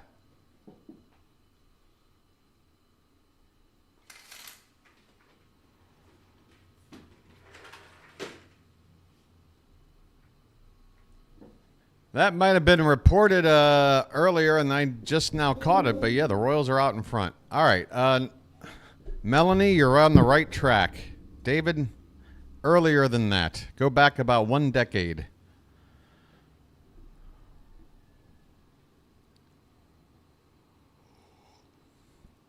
Quite it again. I don't know what that means. Is there a misspelling in there or something, Dan? Is there a typo? Was it the Allen Ginsberg biopic? No. Oh, quote it again. We all go a little mad sometimes. We all go a little mad sometimes. It is Birch Smith out in relief of Cade Povich, on with 2 down and a runner at first base. Tyler O'Neill at the plate. He homered his last time up. And that ball's crushed. And that ball's going to go. No, it hits off the very top of the wall. I'm sorry, but here comes the run around third of the throw of the plate, and they nail him! Oh, doctor, I apologize. I'll never doubt anything ever again. This ball somehow stays in the yard, hits off the very top of the monster. And the relay throw in from the outfield to Rutschman. Cowser barehands it and throws it all the way in to Adley. He's to the left of the plate. He has to dive back, and he tags the runner before he gets to the plate. What a crazy, crazy play. I thought we were done. I thought that was a 2-run bomb. I thought game over. Holy cow. It's all in the reflexes. Besides that, it's all in the reflexes. Colton Cowser, I tell you what, even when he's struggling at the plate, he can give you so much. If he can get him on base, he'll give you the speed. He's definitely got the glove. And how about that arm? Colton Cowser. Folks, that ball, if you look at the swing, Tyler Neal put on this pitch, having already hit a home run tonight, you would have swore that ball was gone. No questions asked. Saved by the tippy top of the monster. Keeping the ball in play. And with 2 down, the runner from first felt like he had to chug all the way home. Play at the plate, Cowser barehanding it off the wall and firing it in all the way to home plate, to the left of the plate, but getting it in there with enough time for Rutschman to grab it and then dive over toward the plate and beat the runner to the plate to get the out. What a great, great moment that was. Come on, if that doesn't inspire the offense, I don't know what will.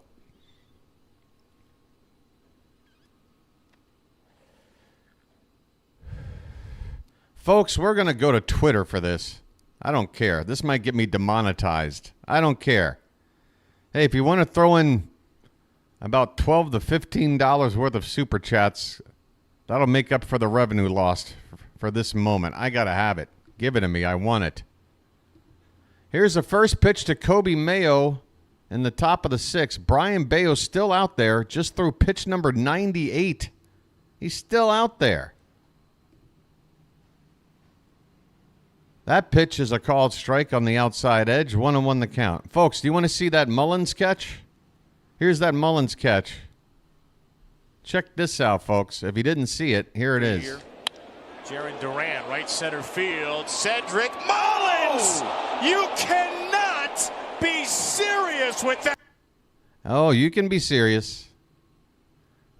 2-1 the count on Kobe Mayo. Just get it all on there. Just spread it out. That ball is chopped up the middle, backhanded at second, and the throw to first. The first baseman just able to keep his foot on the bag, reaching out to make the play. And that'll retire Mayo. Wait, no. Do we have a challenge? Don't we still have one? We didn't. Wait. Whoa. Foot. Hold on. They're making a pitching change, which means hey, somebody pick up a phone here. I want to look at that again. We won the first challenge, which means we can do it again. David, you saw it too. Folks, it's still a challengeable play until there's a next pitch. There's a pitching change right now. Somebody call the dugout right now. Somebody call the dugout. Hey, Chilo, reminding us that we need offense. All right. Duly noted. All right, I'm going to just look up Cowser because I'm sure Cowser's name will be. All right, folks, here we go. Check this out. I'm going to keep the here. So here's the high. Look at this drive. It's gone, right? No. Look at Cowser. Bare hand. Cowser. Runner just rounding third. Adley with boom. There's a tag. Folks. Down there. Cowser bare hands. Throw. Look at that. Look at that right there. Gotcha. Baxter saw it too. Can somebody please get somebody attention, a major Oriole figure, Jake Rill, Rock Kabatko, somebody. Ben McDonald in the booth. Somebody has seen this, right? Please challenge this. This could be the ball game right here. Who is this broad? New York Fashion Week women's wear. All right. Brayan Bello's day is over. 5 1/3 innings, 3 hits. And Brennan Bernardino, a lefty, out in relief. Are we not going to... Nobody saw this? Nobody saw this! But somebody else, Chilo. That's what I'm saying. We've had like 3-4 minutes for somebody. Again, we can still challenge right now. We can still challenge right now, but it's not happening. Emmanuel Rivera is coming up to hit. I'm sorry, Jeremiah. Get a Victoria's Secret catalog. Trust me, you'll be fine. All right, Emmanuel Rivera on the pinch hit. Right-hander against the lefty Bernardino, and the first pitch is off the plate outside. Rivera on the hit for Soto.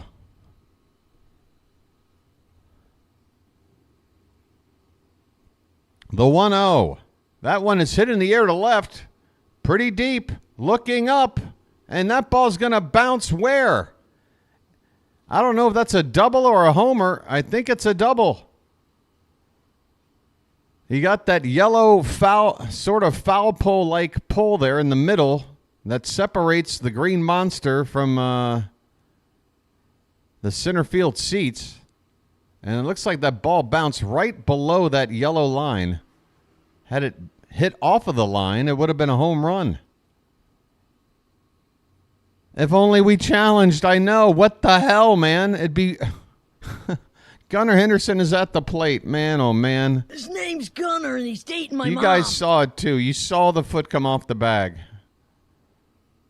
Oh, my God. Why didn't we see it? First pitch is a called strike. Outside corner to Gunnar. 0-1 the count. He is the tying run at the plate.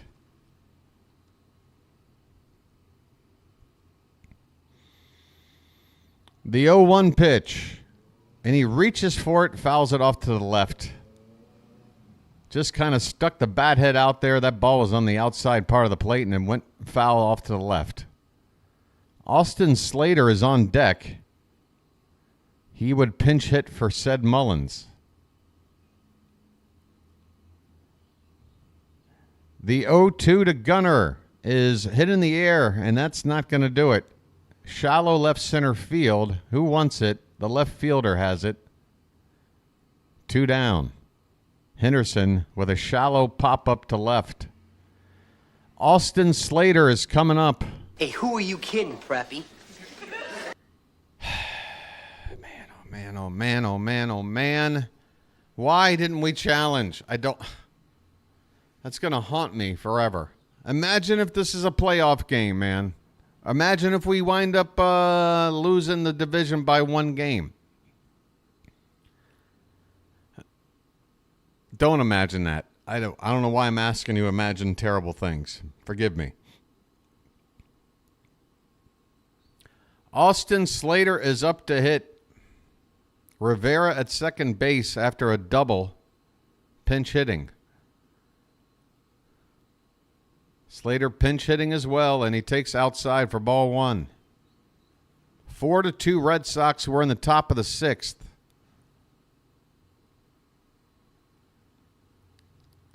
Yeah, we can go back to Twitter and try to look for that replay. The 1-0. That one's hit in the air to the right side, slicing foul. 1 ball, 1 strike. So Mullins' night is over. He made an outstanding catch earlier in the ball game. The 1-1. Outs. How are you calling that a strike, you goddamn son of a... What? Why don't you wake up and smell what you shoveling? Way off the plate, called strike 2. Are you kidding me? And now that's not a strike, even though it was a beautiful breaking ball that came back over the outside corner. That was way a strike more than the previous pitch. A makeup call? I don't know. It's 2-2. 2 balls, 2 strikes, 2 out. Oh, he steps off the rubber. Bernardino steps off the rubber. Rivera still at second base. Twatter. This ball's grounded to second, and that should end the inning. Slater grounds out, and this rally is over. We have not scored since the 4th, and have scored just 1 run since the 1st. We've only got 9 outs to play with here now. We're going to the bottom of the 6th. It's 4-2 Boston. Emmanuel Rivera should have driven in a run. It should be 4-3. It should be 4-3.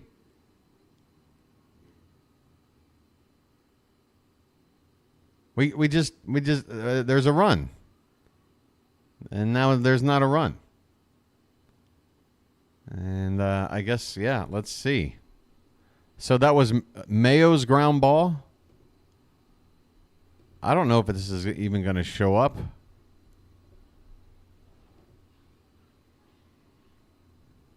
If you just type Mayo, you're going to get a whole lot of weird stuff, I think.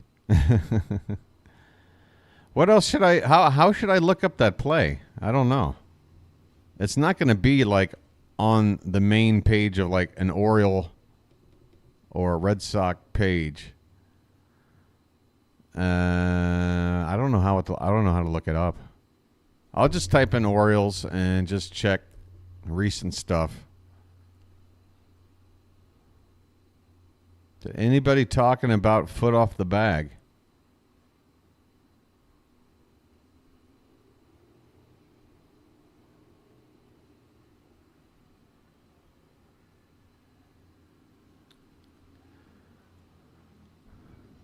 You're assuming Hyde would make the correct decision.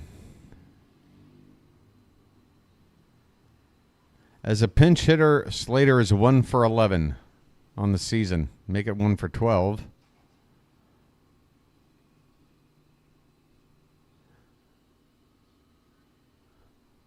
I'm not seeing much here, folks. All right, folks. Bert Smith is still out here to begin the bottom of the 6th. I'll keep scrolling after the next break. Here we got a barehanded play by Kobe Mayo, but he's not going to beat Romy Gonzalez. Romy Gonzalez with a soft grounder to third. Mayo barehands it. Gets it to first without a problem. But the throw is late. So a leadoff single here for the Red Sox. Connor Wong up next. Some changes in the ballgame. Jackson Holliday is into the game now at second base, taking over for Levon Soto. Emmanuel Rivera out of the ballgame. Slater stays in the game. Mullins is out. Cowser moves to center field to take over Mullins' spot while Slater is in left. Connor Wong takes ball 1. Yeah, RW. I was happy to see Mayo able to cleanly barehanded and get a decent throw off. Just unable to beat the runner. 2-0 now, the count on Wong.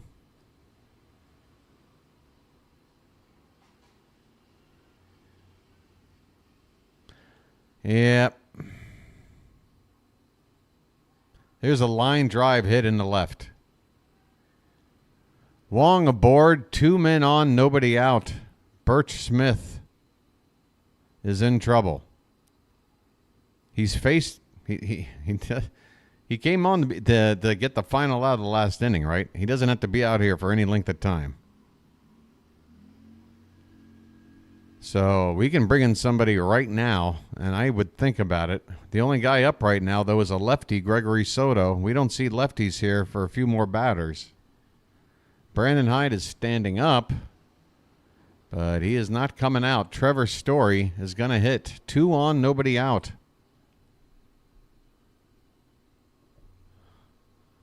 First pitch is fouled away.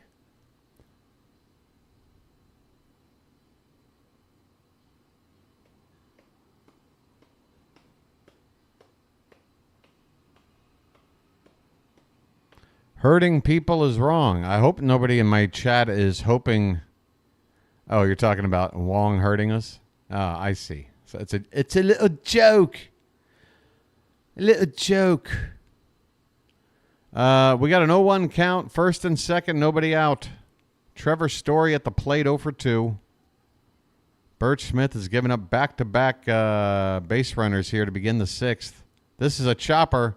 And only one play. Gunner's going to have to go to first. He gets the out, but 2 runners move up now. Second and third with only 1 out. And how are we going to play this one? Danny Jansen is due up with Rafaela behind him. This is a tough call.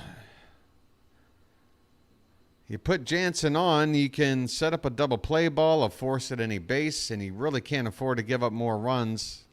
But Rafael also pretty good speed, not easy to double up. We're going after Jansen here. First pitch, fastball up and in for ball 1.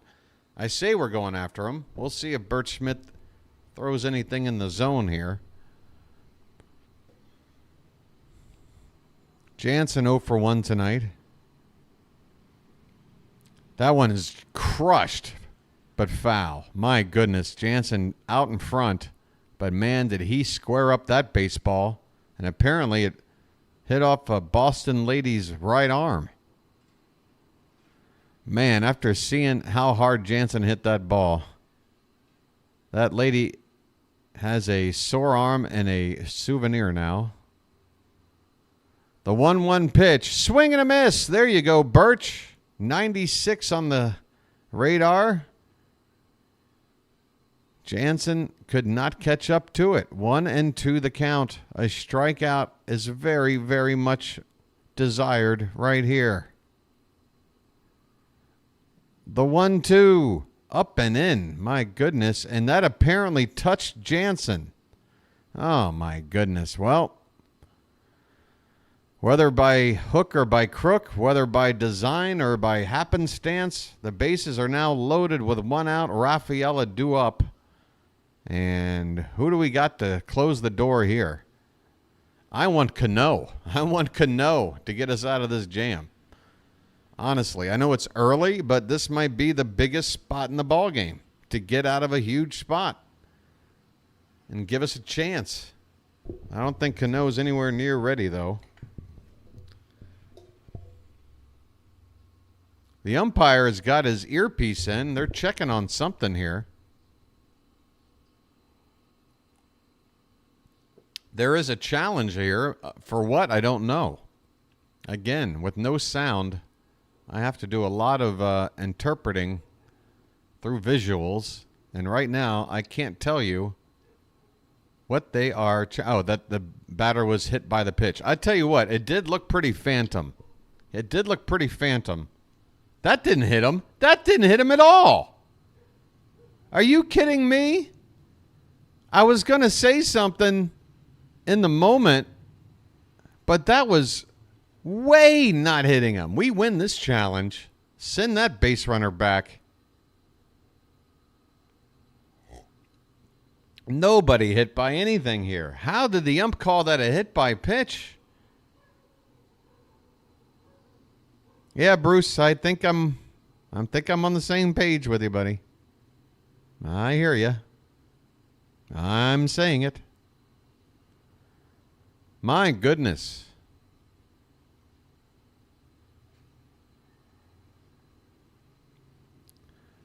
Drew French is walking out here.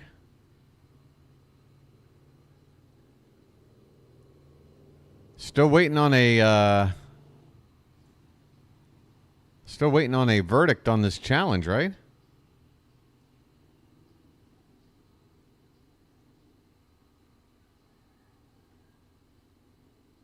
Jansen should be going back to pick up the baseball bat. Right now, though, Rafaela waiting at the plate. So the call did not get overturned? Are you kidding me? They're saying he got hit by a pitch. They're saying he got hit by a pitch. Get the hell out of here. How? The ball was still spinning like nothing changed. There was no... 0-1 the count on Rafaela. Bases loaded, 1 out. Pitch. Swung on, and that is going to be served out in the right center for a hit. 1 run scores. And everybody up 2 run score. It's 6-2 Boston. God damn it!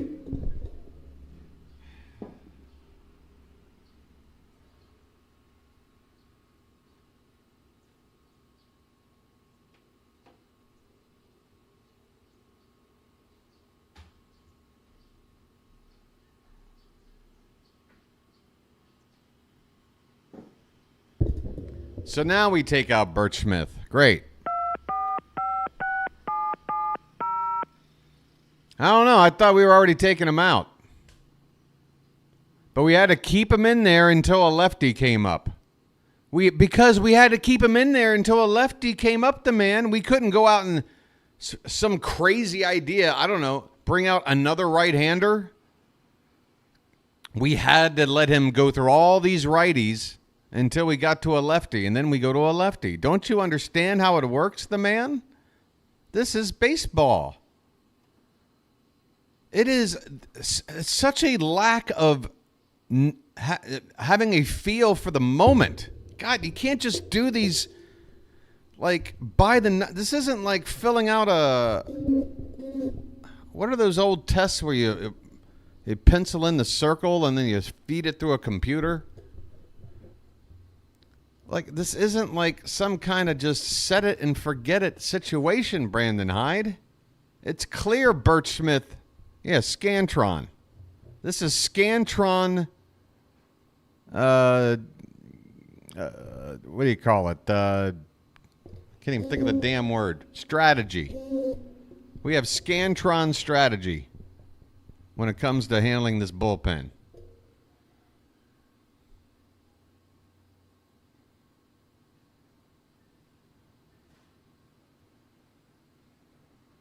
I mean, the thing is, when he was brought in, he got O'Neill, right?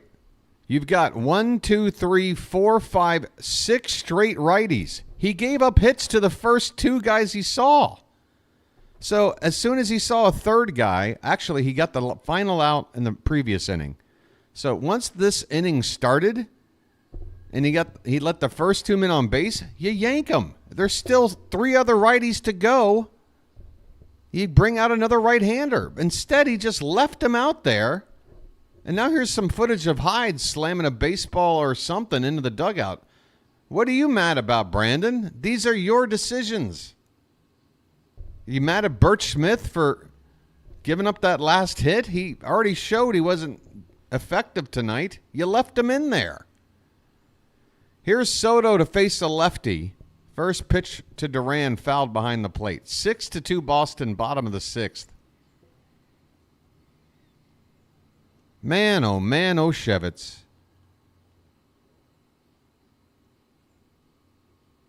I'm not looking for a scapegoat just because we're losing. I'm seeing some very bad decisions.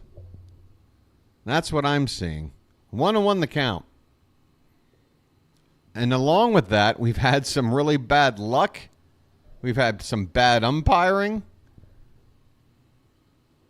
And the way things have gone the previous 2 games, it's so much to take. This pitch is off the plate. 2-1 the count. I don't know, Shock 21. I don't know if I'm ready for the Irma Faith tonight. I don't know if doing it 2 nights in a row is healthy. But I'm not leaving it off the table either. The 2-1 pitch is fouled right at the plate. 2-2 the count.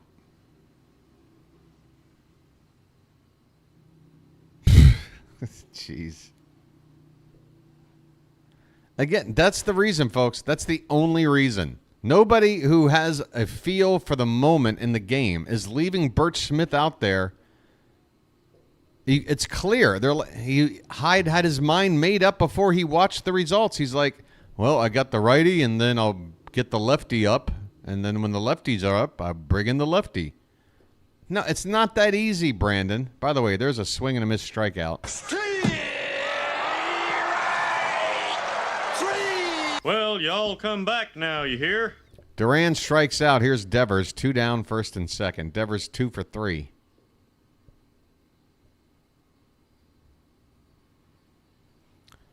And this pitch is apparently outside. Looked pretty good on the corner. Ball 1. Couple of singles tonight for Devers. Couple of runs scored.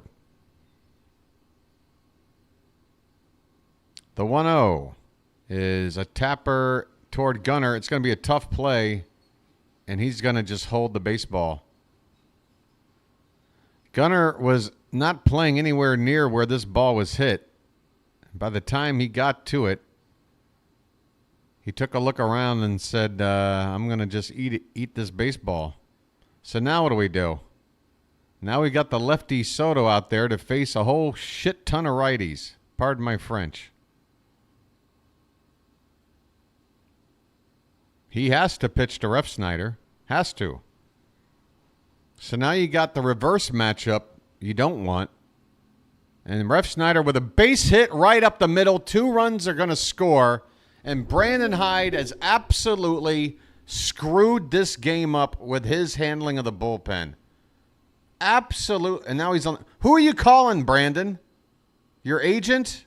Are you looking for another job right now? Because I'm seriously thinking this winter, if you don't get your act together, you're going to have to look for another job, dude. That's as critical of you as I've ever been. That is as critical. Only other time was the Rangers playoffs last year and the way you handled the bullpen then. That is the only other time I've been this upset. First and second, 2 down. Tyler O'Neill at the plate, 1-0 the count. Cole Irvin getting up.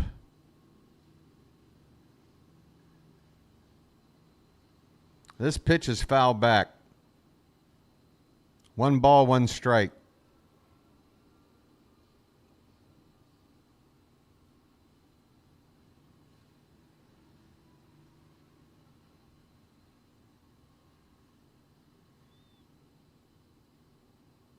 So now Soto's just out there facing righties.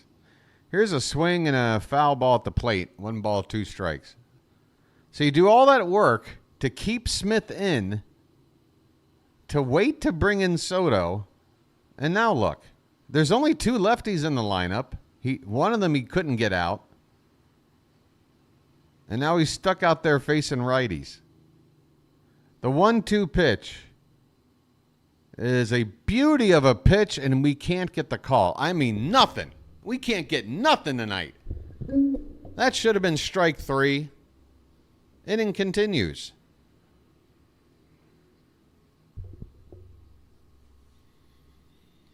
Two to Tyler O'Neill. And that is strike 3, a swing and a miss. Soto strikes him out. Well, y'all come back now, you hear?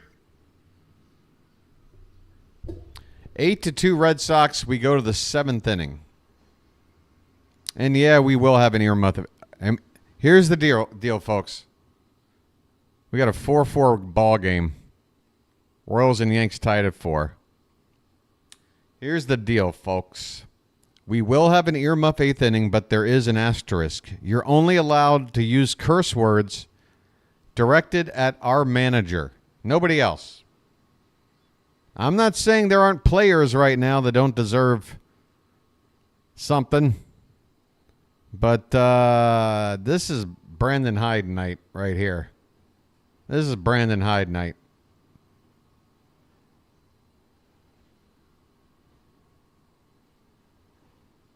I mean, I'm just sitting here right now thinking to myself, if any sliver of this style of managing is applied during the playoffs, how the hell are we going to navigate through the playoffs?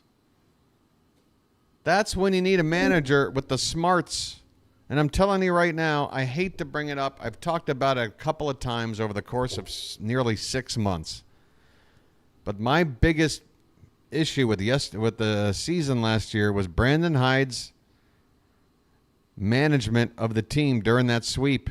He made a lot of bad decisions, particularly in Game 2 when Grayson Rodriguez got rocked, had to get removed out of the ball game.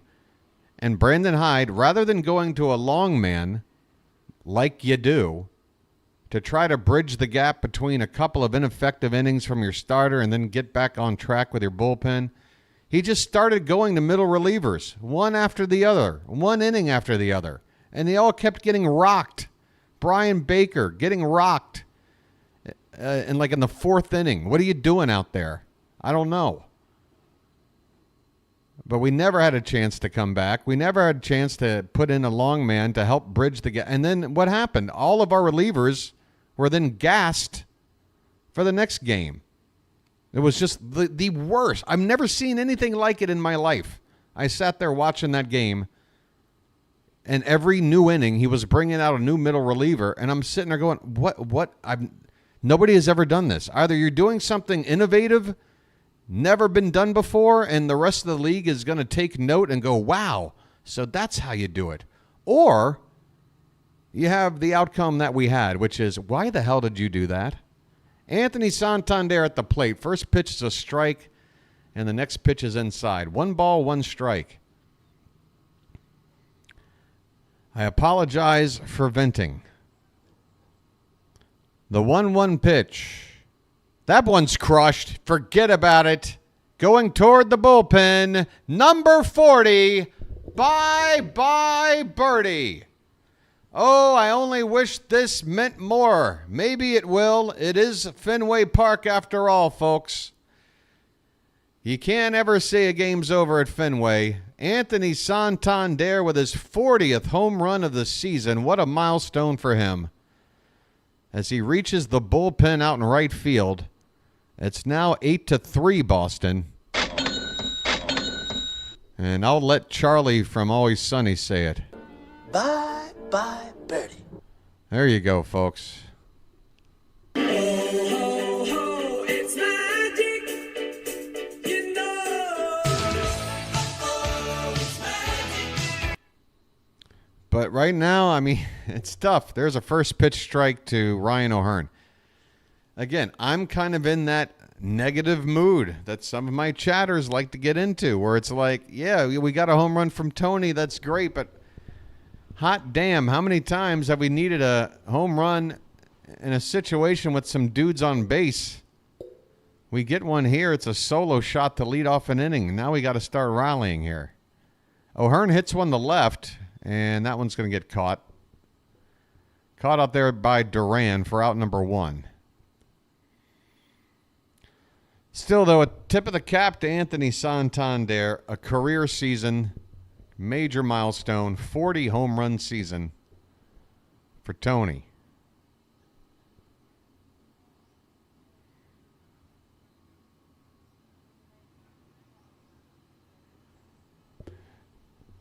Dayman,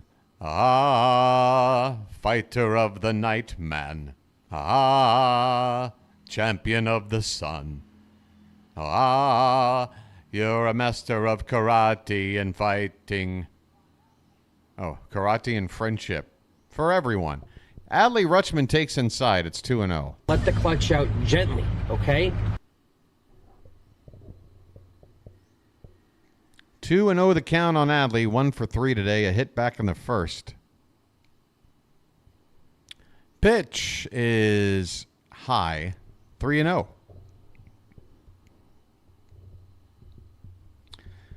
Chilo, is there a chance that if we were capable of doing it before, and now that we're slumping, that we could potentially return to the way we used to be? I mean, or are we just permanently this bad? Here's a called strike. 3 balls, 1 strike. Because that's pretty much what we're working with here, Chilo. If you believe that we're stuck and this is the team we are until the final game we play, then there's really no point in watching, is there? This is just painful if this is all we're going to see. Rutschman hits one to left center. That one is going to get down, bounce off the base of the wall. He's going to try for two. Quick throw in, and it's late. There's a double for Rutschman with one down.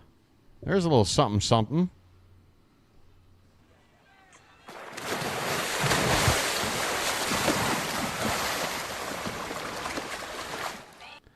Every time that Adley's swinging, I get down on my knees and pray. I'm waiting for that uppercut swing, but hey, he hasn't done it today. Hey, here's Eloy Jimenez.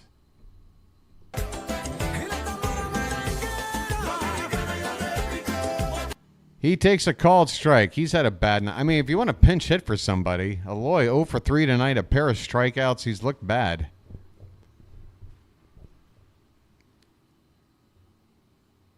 He's still got a big bat, though. Right-handed bat here at Fenway. That short wall there in left field. Short in terms of distance, not in height. This pitch is a called strike. 0-2 the count. This is all we are going to see the rest of the season. Then Chilo, why are you tuning in? I got to ask. If you're confident that that's the case, do you really want to spend the last 18 games talking about how much we suck? There's a called strike 3. Jimenez goes down on strikes for the third time tonight. Like Chilo, again, I understand. Look, am I sitting here rose-colored glasses? No, I'm being critical, but I'm pointing out some specific things.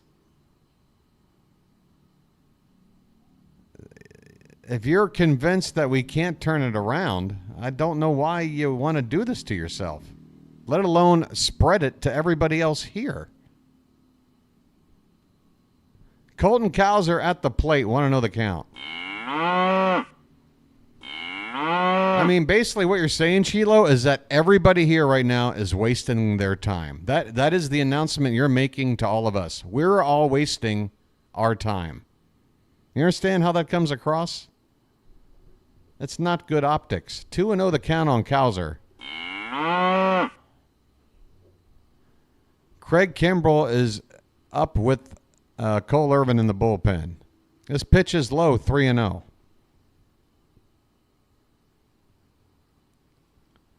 I'm sure Kimbrell is hearing it from Red Sox fans seated nearby. Intimate ballpark, the bullpen embedded right there in the seats in right field with plenty of Boston fans.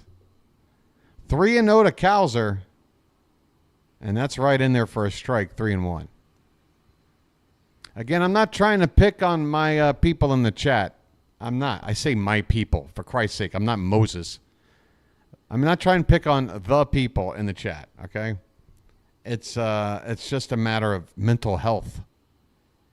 This pitch is low for ball 4. Cowser walks. I'm walking here. I'm walking here. Let my people go.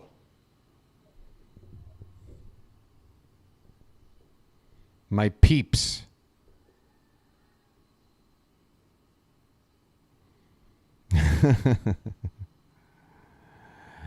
Boy, folks.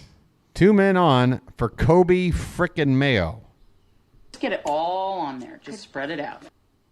Looking for his first home run of his career. He's 0 for 3 tonight. How about that?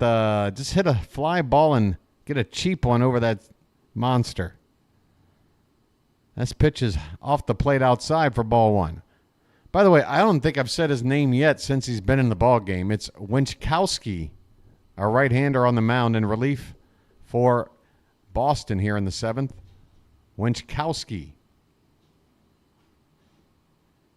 Swing and a miss by Mayo, and that was a very hittable pitch. 96 miles an hour, middle of the plate, just above the middle of the zone. I mean, that's where you want to pitch in batting practice.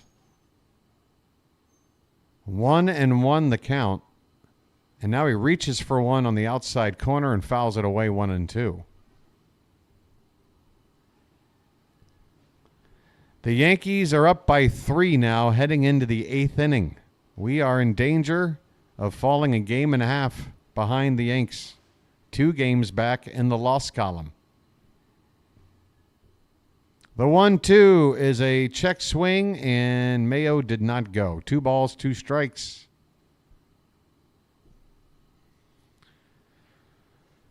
Kobe, buddy, I've seen you with Norfolk. I've seen you at Bowie. I've seen the highlights. I know you can hit 480-foot bombs. 2-2 pitch. That one's drilled to left. It's right at the left fielder. Right at him. Boy. Jaron Duran makes the catch. Mayo with a nice swing. Didn't hit it high and deep, but hit it on a line, but right to the left fielder to end the inning. The Orioles have left 11 men base. 11 men base? Hold on a minute while I slap myself. The Orioles have left 11 men on base.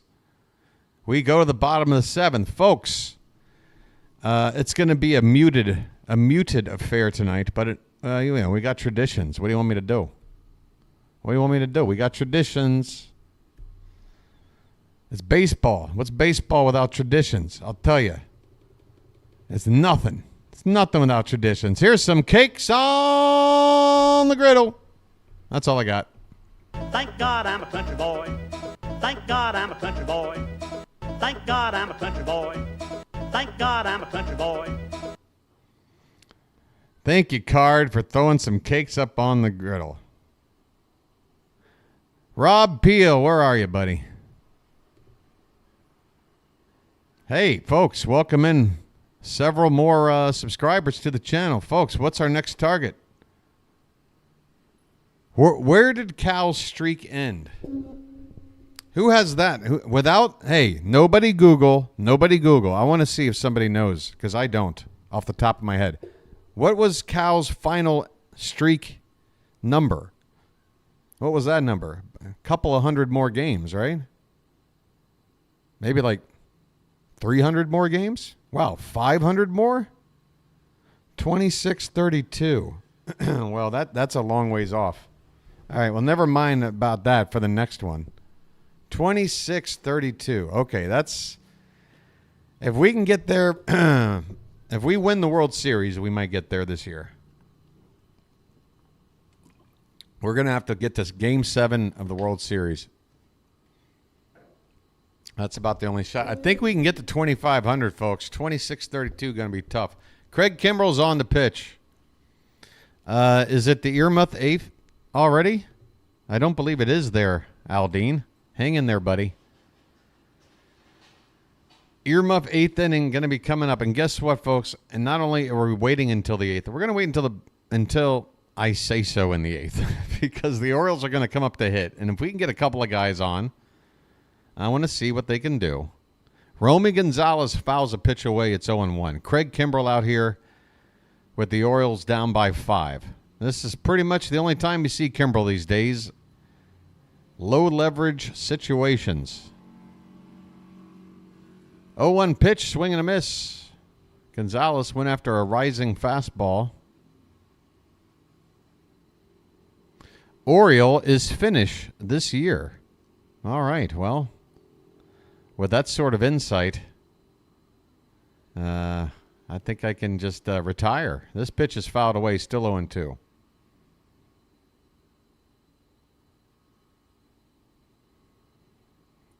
No, I think Oriole is finish. I think he missed the part that says ing first, so it should read Orioles is finishing first this year. He left off the ing first. Hey, here's a swing and a miss. Kimbrell with a strikeout.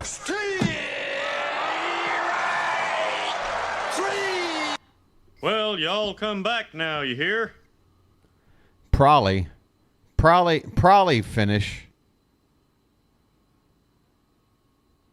Oriole probably finish this year. Here's Connor Wong. That is a roller right in front of Rutschman at the plate, but it's a foul ball. That is right. We are going to finish first. All right. That's what I'm talking about. turning it around. Connor Wong, 0-1 the count on him. He's 1 for 3 today. Bases empty, 1 down, bottom of the 7th. Kimbrel's pitch is way high, 1 ball, 1 strike. Scoring summary. The Orioles got the opening run in the top of the first. Anthony Santander with a base hit to drive in Gunnar Henderson. Red Sox tied it up in the bottom of the first. Here's a check swing on a 1-1 pitch, and he did not go. 2-1 on Connor Wong. Tyler O'Neill with an RBI groundout tied it up in the first. Then the Red Sox took the lead for good so far with a 3-run third inning. Here's a swing and a miss, 2-2 the count on Wong. All 3 runs scoring via the home run, a 2-run homer by Rob Refsnyder, and then back-to-back Tyler O'Neill went deep to make it 4-1. The Orioles answered back in the 4th inning with a bases-loaded walk to Anthony Santander to make it 4-2. This pitch to Wong is off the plate and the count is full. But then the Red Sox answered that 1-run back with 2 of their own. A RBI single from Cedane Rafaela scoring Romy Gonzalez, and an RBI single from Rob Refsnyder scoring Danny Jansen. A 2-run single. Here's a swing and a miss. And down goes Wong for strikeout number 2. Well, y'all come back now, you hear? So, yeah, Refsnyder with a base hit scored 2. That put 8 runs up for Boston. The Orioles got 1 back on a solo home run from Anthony Santander, his 40th of the season, and that's where we are with 2 down in the bottom of the 7th, 8-3 Boston. Here's a ground ball by Story into right field for a base hit. Trevor Story, 0 for 3 tonight, goes after the first pitch, hits a ground ball to the right side, wide open hole there, and he has a 2-out single. Oh, shock. Shock.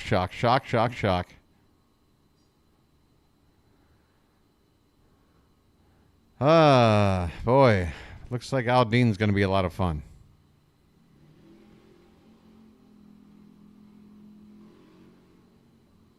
Second place is the first loser. Well, guess what, Chilo? You know who played in the World Series last year? 2 first losers.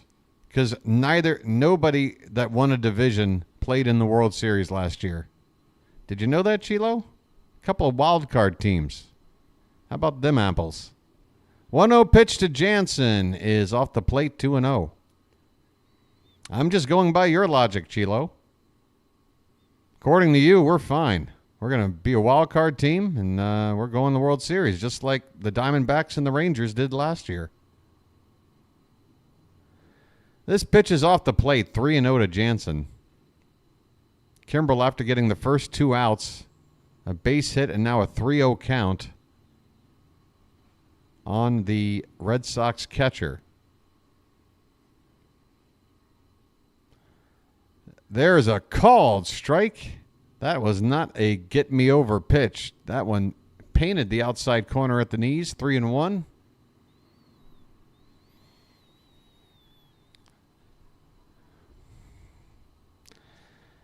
All right, buddy. Anybody else getting annoyed right now with a particular person in the chat? I don't know who. I don't know who it possibly could be. We got a full count here on Jansen, and the person I'm talking about should have no, reason to think that I'm talking about them, because if they were just being likable, then they would never expect themselves. Here's a payoff pitch, ball 4. Kimbrel now has issued a walk. So after 2 out and nobody on, now 2 men on.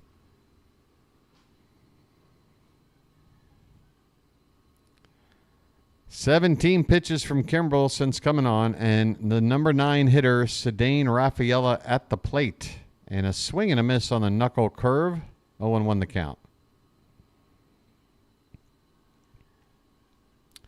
All right.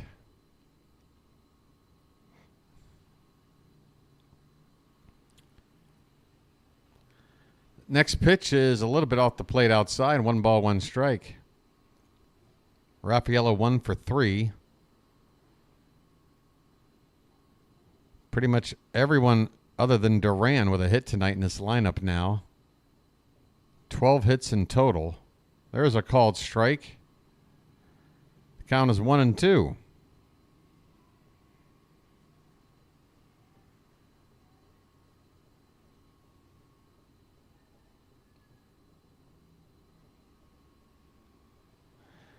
And this pitch is hit in the air to right field. Pretty deep. Going up, and it's going to bounce off the base of the wall. It's going to score a run. Craig Kimbrell stinks on ice. 2-run score. 10-0 Boston.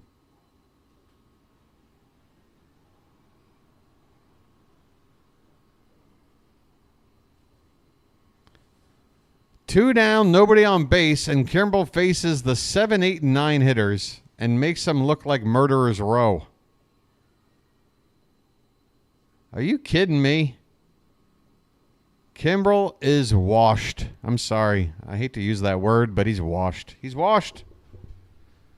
He's going to make the postseason roster as the last guy you go to, and that's it.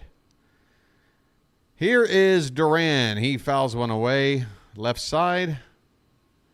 Just out of play. 0-1 the count. Bottom of the 7th. 10-3 Boston. They're up by a touchdown.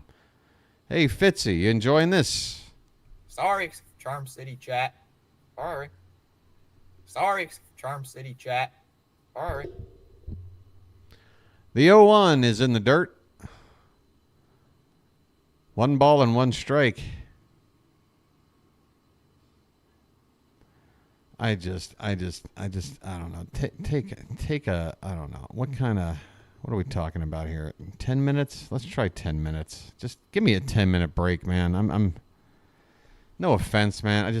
I need 10 minutes. Here's a swing and a miss. 1 ball, 2 strikes. If you're offended, sorry. I need 10 minutes. Go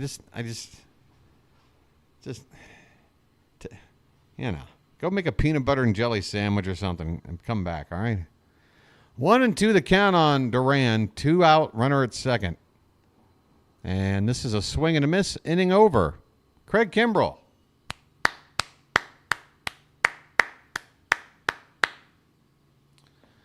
The Red Sox have 10 runs on 13 hits. The Orioles have 3 runs, and they've left 10 men on base. Man, oh man, it's not looking good. A shutout yesterday, an ugly win on Saturday, or ugly loss, on Saturday. The win on Friday was ugly. Our last win was ugly. So believe me, folks, I know. Yankees are up by 3 now. We're on the verge of being a game and a half back. 2 games back in the loss column.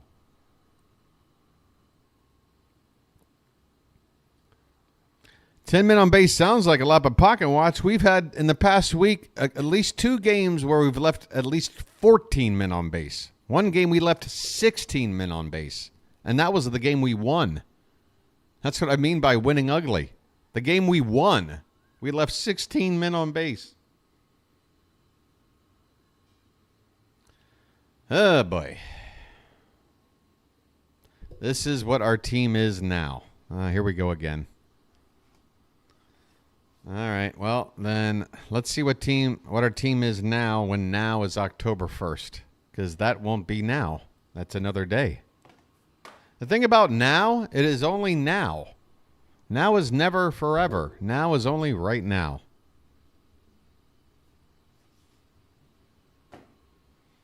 Sorry for the pearls of wisdom.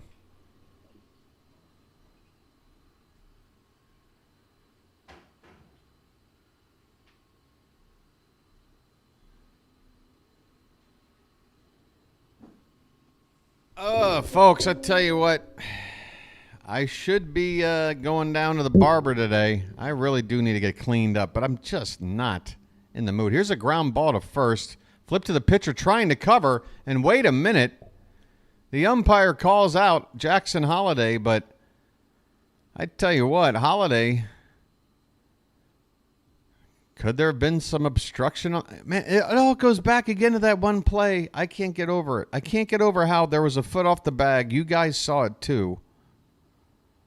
And nobody with like 5 minutes. Normally you got like 20 seconds to figure out something. We had 5 minutes.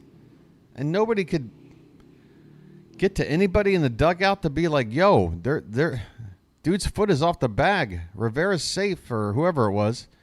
No, it was somebody else. And then Rivera hit the double that would have scored. That at right now looks like a meaningless run, but at the time it was huge. 1-0 pitch to Gunnar is called a strike. 1-1 the count. Gunnar Henderson, folks.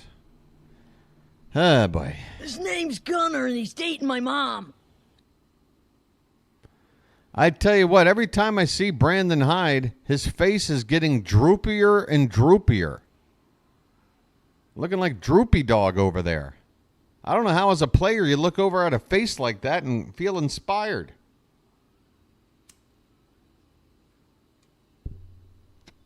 The 2-1 to Gunners, foul back 2-2. Yeah, leadership. I think you're exactly right, Samuel.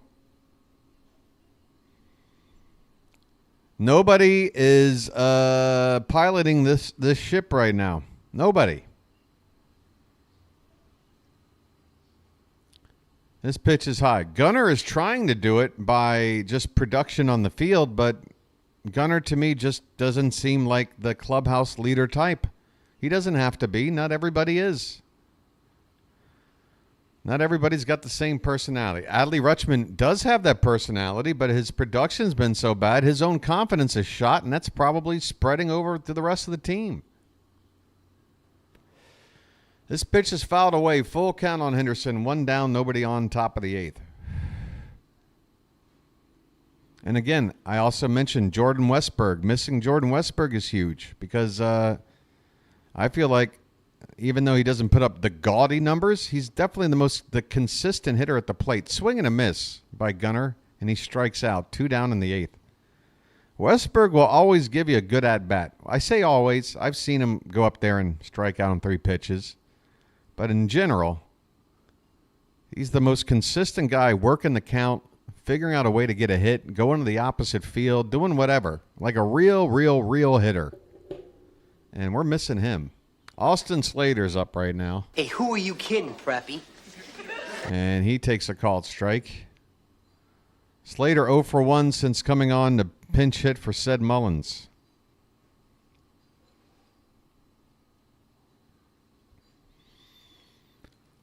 This one's off the plate. 1 ball, 1 strike. Adley needs to get hot. Yeah, I mean, that's what I said. Maybe first day of September, sort of doing an audit of the team and what worries me going into the playoffs. It's who's closing and is Adley going to figure things out? Because I really think it's going to be hard for us if Adley isn't figuring it out. Looking like the Adley we know. 1-2 the count on Slater. And that ball's hit on the ground. A short backhanded there. Throw off the foot. And they got him. Inning over. The Orioles are down to 3 outs. They're down a touchdown. Bottom of the 8th coming up 10-3 Red Sox. Oh, boy.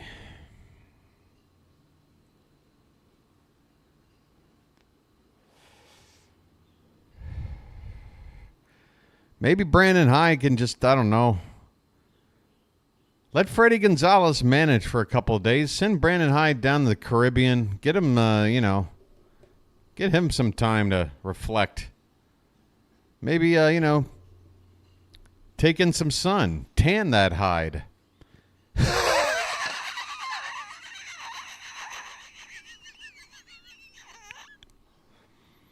Get it? Oh, boy. That's all I got, Janet. That's the best I could do.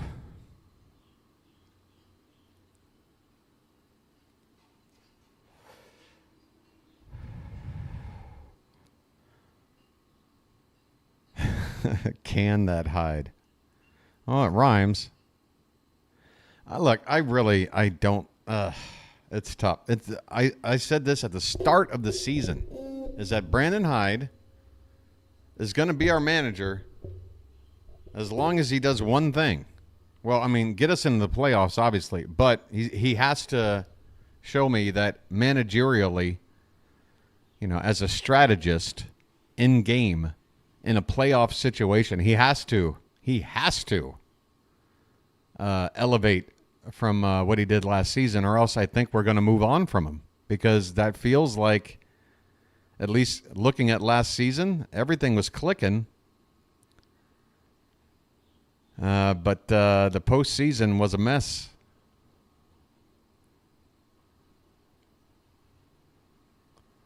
So my thoughts were, well, the Orioles might go, hey, Brandon, thanks for building this young team up. Got us a 100-win season. Got us back in the playoffs this year. But, man, we need to go out and get a guy maybe with a little more experience in the postseason. Cole Irvin is on the pitch. And here's a check swing by Devers that's fouled away, 0-1. 10-3 Red Sox in the bottom of the eighth.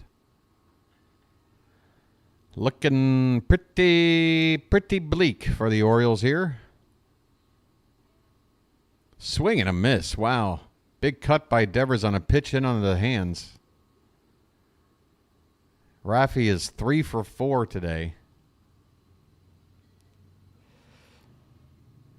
Outside 1-2. 13 hits through the first 8 innings for the Red Sox. 3 runs by the Orioles. That would have won the game yesterday, as our pitching only gave up 2. 3 runs tonight ain't going to cut it. Now the pitching is off. And we're in worse shape than we were yesterday in terms of a late inning comeback. 1-2 pitch to Devers is swung on and missed. Irvin gets the strikeout. Well, y'all come back now, you hear?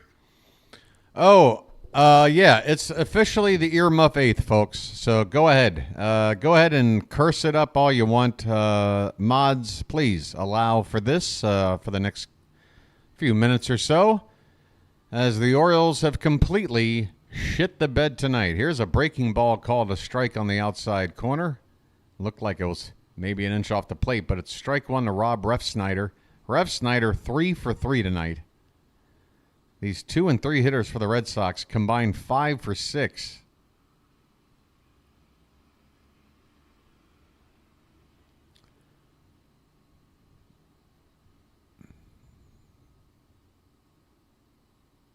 Yeah, I might, you know what, Ray? I might stick around and see. I don't know. Is this the Masson game? This ball's hit down to the right field corner near the pesky pole, and that is a pesky home run. Unbelievable. Folks, you can't write this. The shortest possible home run you can hit in Major League Baseball was just hit by Rob Refsnyder, 327 feet down the right field line, wrapping around the pesky pole in the first row. Are you kidding me?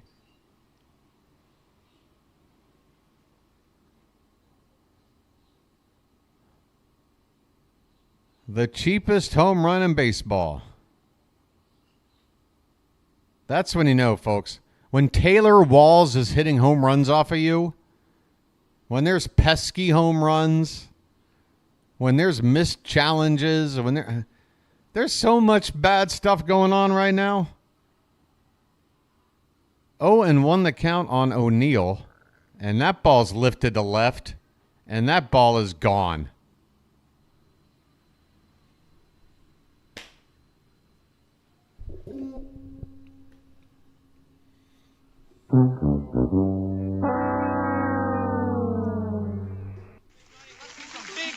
Big buck, stop it all. The Orioles are playing like shit.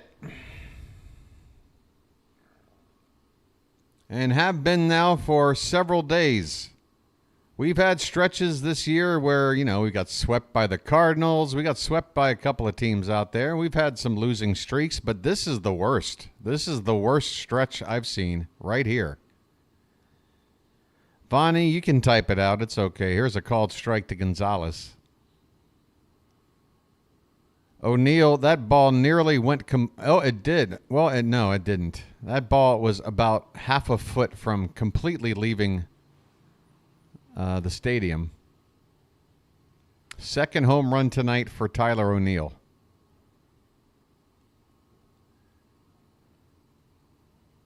Oh-2 pitch, swing and a miss. Out number 2. I reluctantly touch this button.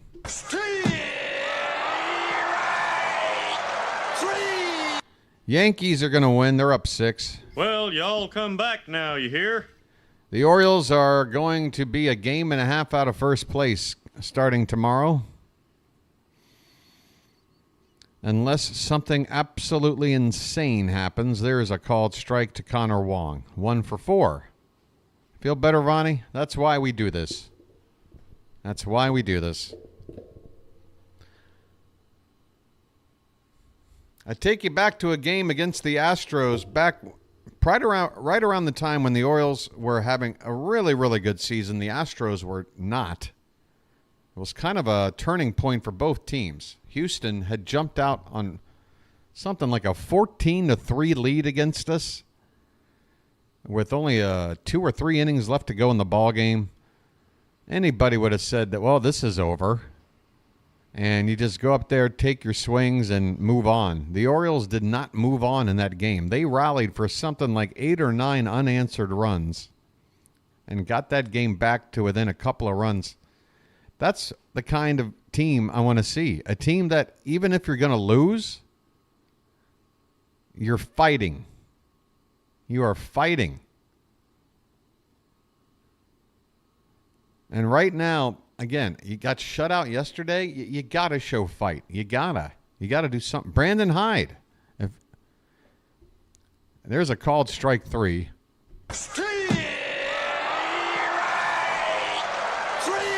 Well, y'all come back now, you hear? We head to the 9th inning, 12-3 Boston.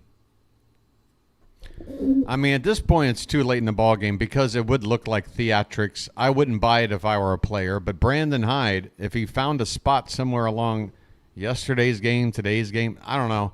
Just go out there and lose your mind with an ump and get the team fired up. You know, something to fire this team up.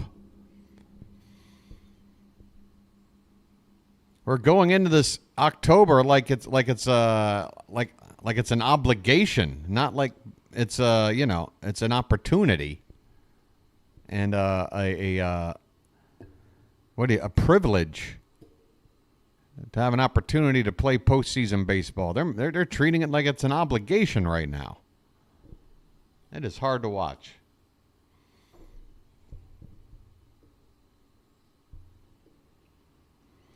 Who do I want starting game 3? Depends on what Grayson looks like when he comes back. Kramer is possible. He's looked pretty sharp recently. I don't know, Damian. Too early for me to give you an answer. But, you know, I got a couple of guys in mind.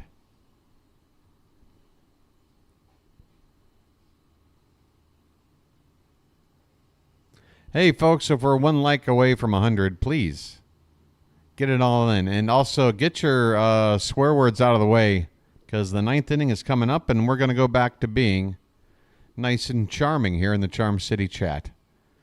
Just giving us an opportunity to get our frustrations out. Now we're going to be big boys and girls. Okay, Vonnie, we're done. Okay, Vonnie. Okay, guys, we're done. It's over now. It's over now. All right. We're going to the 9th inning. Anthony Santander at the plate. There's a called strike. Thanks, Mods, for helping out.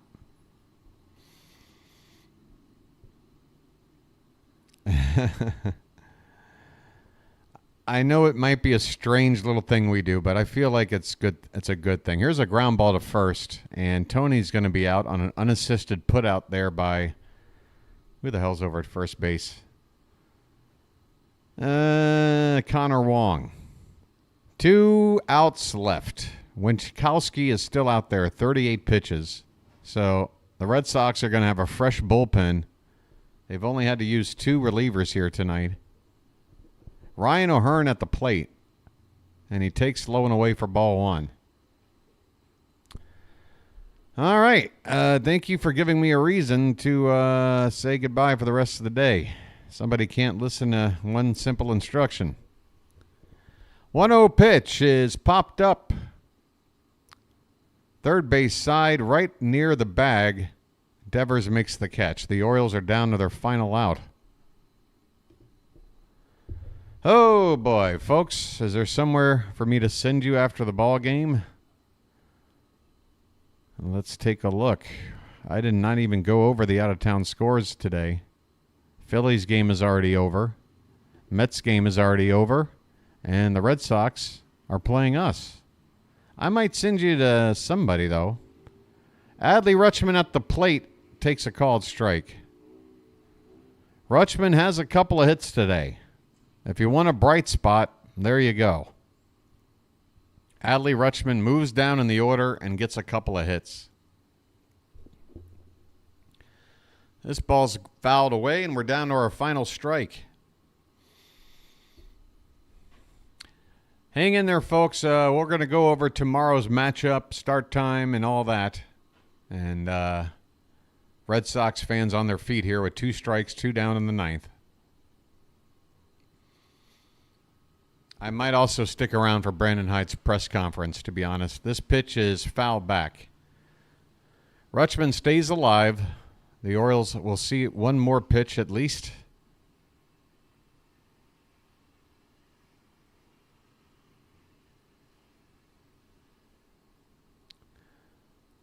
The 0-2 is upstairs, 1 ball, 2 strikes. Red Sox 12, Orioles 3. The Red Sox with their 4-run 6th. That was enough. But they had 2 in the 7th, 2 in the 8th, 3 in the 3rd, 1 in the 1st. Swing and a miss. Rutschman strikes out, and the ball game is over. The Orioles have now dropped 3 in a row, all to division opponents, all in very, very ugly fashion. The Red Sox tonight, 12 runs, 15 hits, 1 error. They left 6 men on base. The Orioles, 3 runs, 6 hits, 1 error. They left 11 men on base. Gunnar with another error in the field. Guys can't hit in clutch spots. We get a home run, but it's a solo shot. Some plays that didn't go our way. A missed opportunity to challenge a play that would have gotten us another run. And Brandon Hyde. Brandon Hyde and his management of this Oriole bullpen tonight, particularly in that 4th or 6th or 7th inning stretch there where Birch Smith, Gregory Soto just misused. 12-3 Boston is the final. Let's move on to tomorrow's matchup, shall we? Ugh. My goodness, folks. I'm glad you stuck around. Yeah, the defense wasn't great. But I do wish I could have given you a better game to call. Folks, we've now lost not only 3 in a row, 4 of our last 5. Remember, we lost 8-1 in the final game against the White Sox. The one game we won was 2-0. So we have scored, since that loss to the White Sox, 1, 2, 3, 4, and then 3 runs today. So 7 runs over the last 5 games. That is like 1 1/4 runs a game. That ain't going to do it. That ain't going to do it. Tomorrow's matchup. Apparently it's on TBS.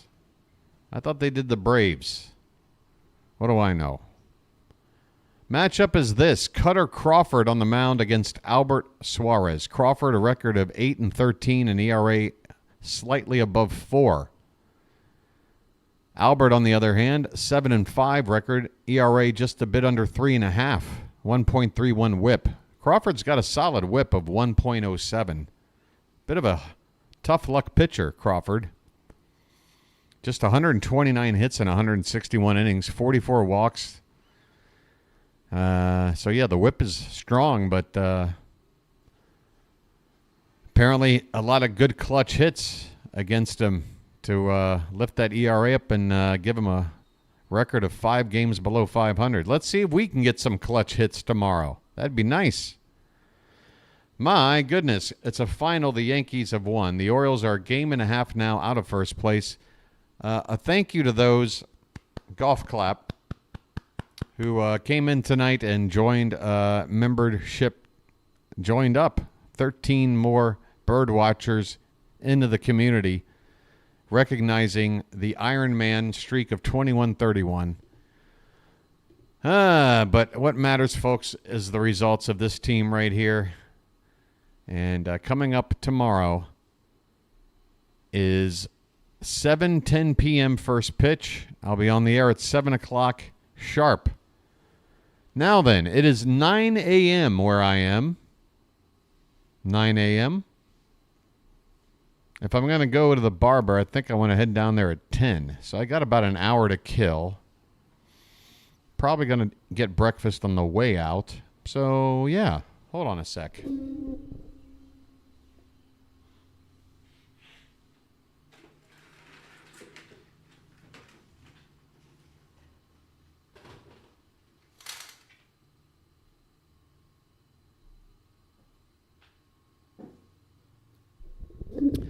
Does anybody have the local game on? Is there going to be a post-game conference? I got the MLB TV up right now, and it's just commercial break in progress. I'm wondering if we're going to get any kind of post-game something or other, because I need to hear Brandon Hyde talk about this. I need to hear it. Hey, thanks, Baxter. I appreciate it, man. I wish I could be more enthusiastic about my thank you, but, you know, results being what they are and everything. Oh, boy. Let me check on something here. I'm going to wait a couple of minutes and see if we see anything. Otherwise, I'll be out of here.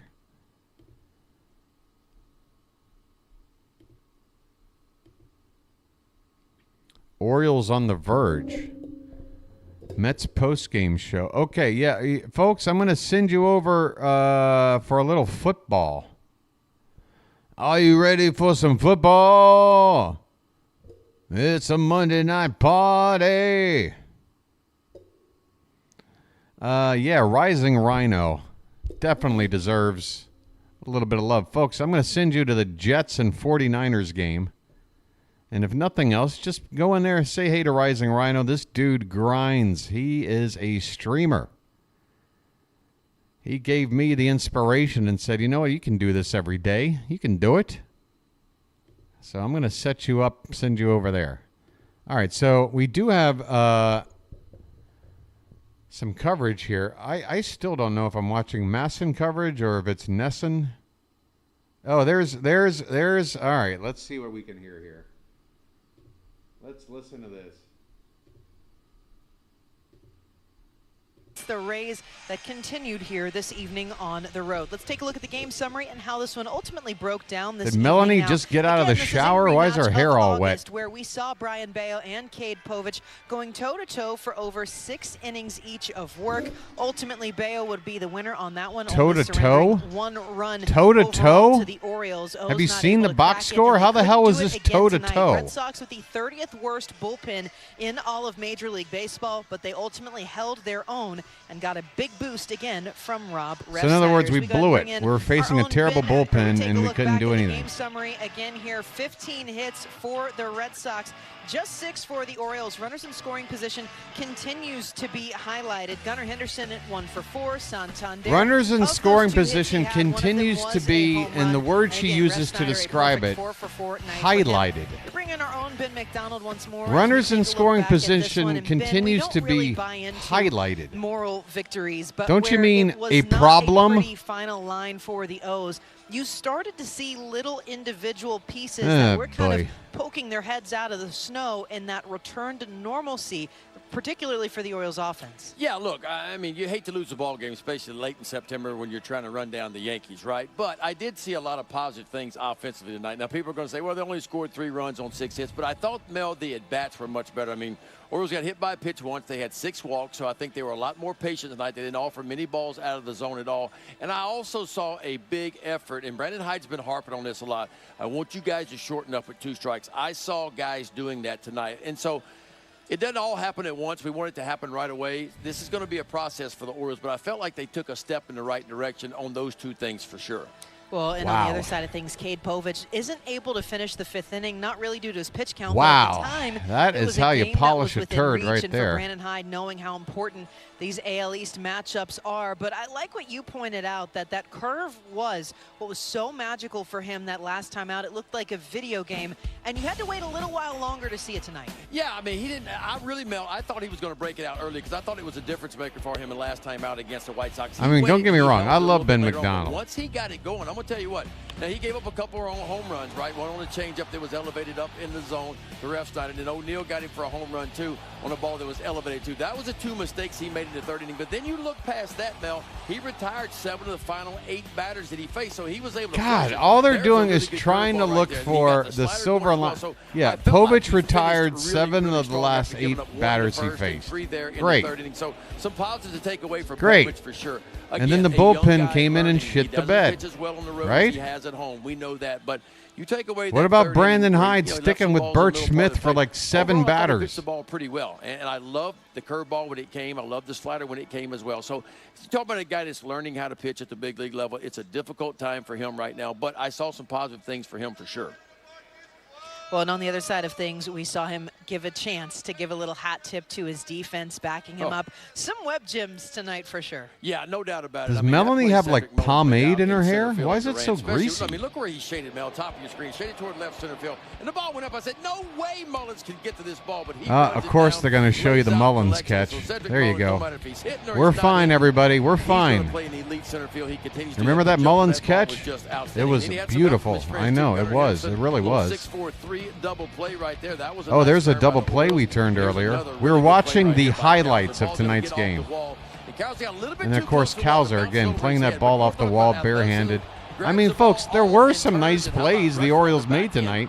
Don't get me wrong. But if you're going to sit here and spin the post game showing me the 3 nice things we did and not address the 28 things that are wrong. Still got to get a little bit better. We keep talking about runners in scoring position, 2 for 11 tonight, runners in scoring position. The big inning for me was the 1st inning, Mel. Anytime you get a starting pitcher and you get him on the ropes, and the Orioles had Bello on the ropes in the 1st inning, they had 1 run in and the bases loaded and only 1 out, and you get back-to-back strikeouts. That was a killer the way it began. At least you scored 1, but it could have been a crooked number for the Orioles. So still some improving to do, but all in all, I felt like the at-bats were much better today than what they were the previous 4 games. I mean, I'll give you that. We definitely had better at-bats than yesterday, but you can't get worse than yesterday.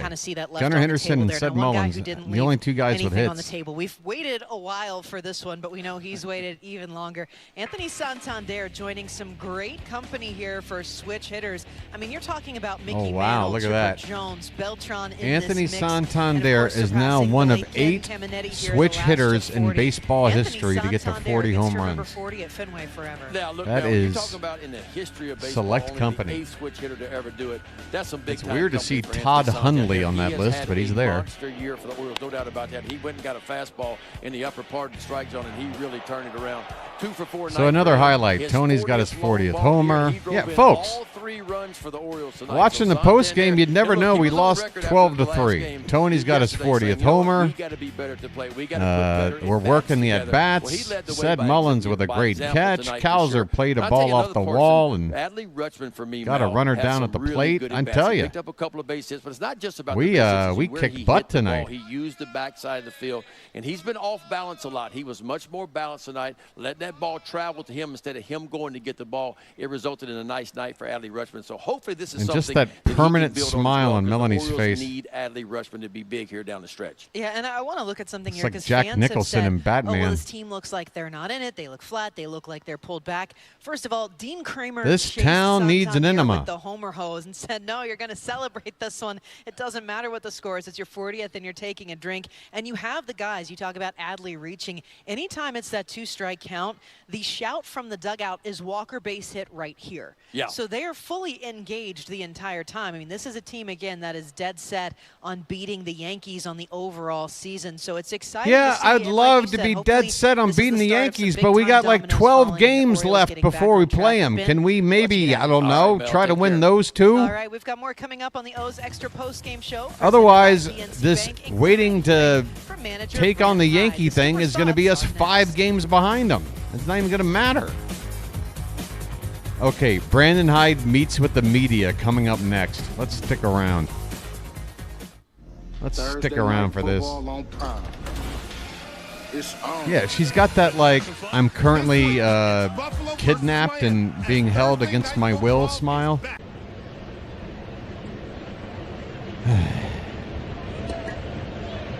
What's Hyde going to say? I don't know. It's all based on what the questions are. But I'm going to assume if Hyde wants to make it easy, he has sat for the last 5 minutes listening to the positive spin on tonight, and he's just going to start talking about those things. Well, Mullins had a great catch out there. He came up big for us. And, you know, Cade Povich, a little bit of struggle out there, but he got 7 the last batters, 7 last 8 batters out. I mean, that's what it said on Masson. So, and Cowser, big play out there for us. And yeah,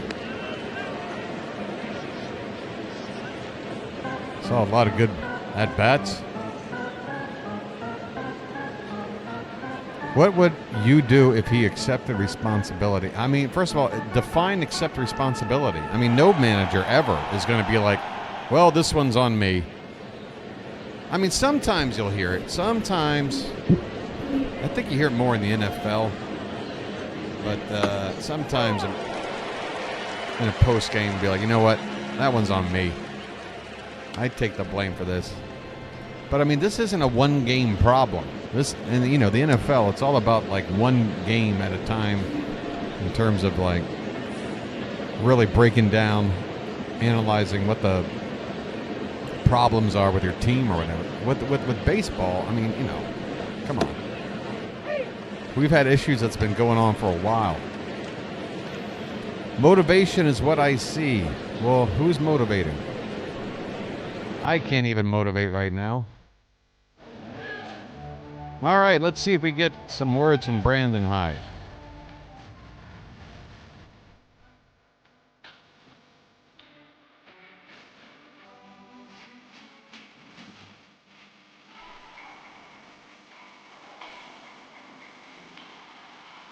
So a montage of the same 3 plays: the Santander home run, the Mullins catch, and the Cowser throw barehanded off the Orioles monster. Had some of the great They just gave us a montage of the same plays again. Boston takes game 1. Final score of 12-3 this evening, and it's time for the Brandon Hyde post-game press conference presented by PNC Bank. Brilliantly boring since 1865. 1865. First, great. what did you see with Povich tonight? You know, he gave up 4 runs there. You know, back-to-back homers. I just didn't think he had his off-speed command. I thought the fastball was good, but with a mostly all-righty lineup, just didn't execute his off-speed pitches. Did keep us in the game. Got it in the 5th. Only giving up 4 runs, but you know, just for me, it wasn't as sharp as it was last time out. With a loss like that, what needs to be said in the clubhouse to maybe rally the guys? Our guys know. I mean, I actually thought our bats were better early. I thought we were more competitive offensively tonight. Yeah. Nice to see Rush get going. He had 0 swings, runs yesterday. But, it just we didn't once Cade came out, we had a tough time. The season. Bullpen. Sorry. With the season coming to a close. What about how you managed managed that to figure bullpen? things out now with not as much time to. Our guys are grinding. There's no doubt. And we got to just turn the page on this and come back tomorrow and turn the page.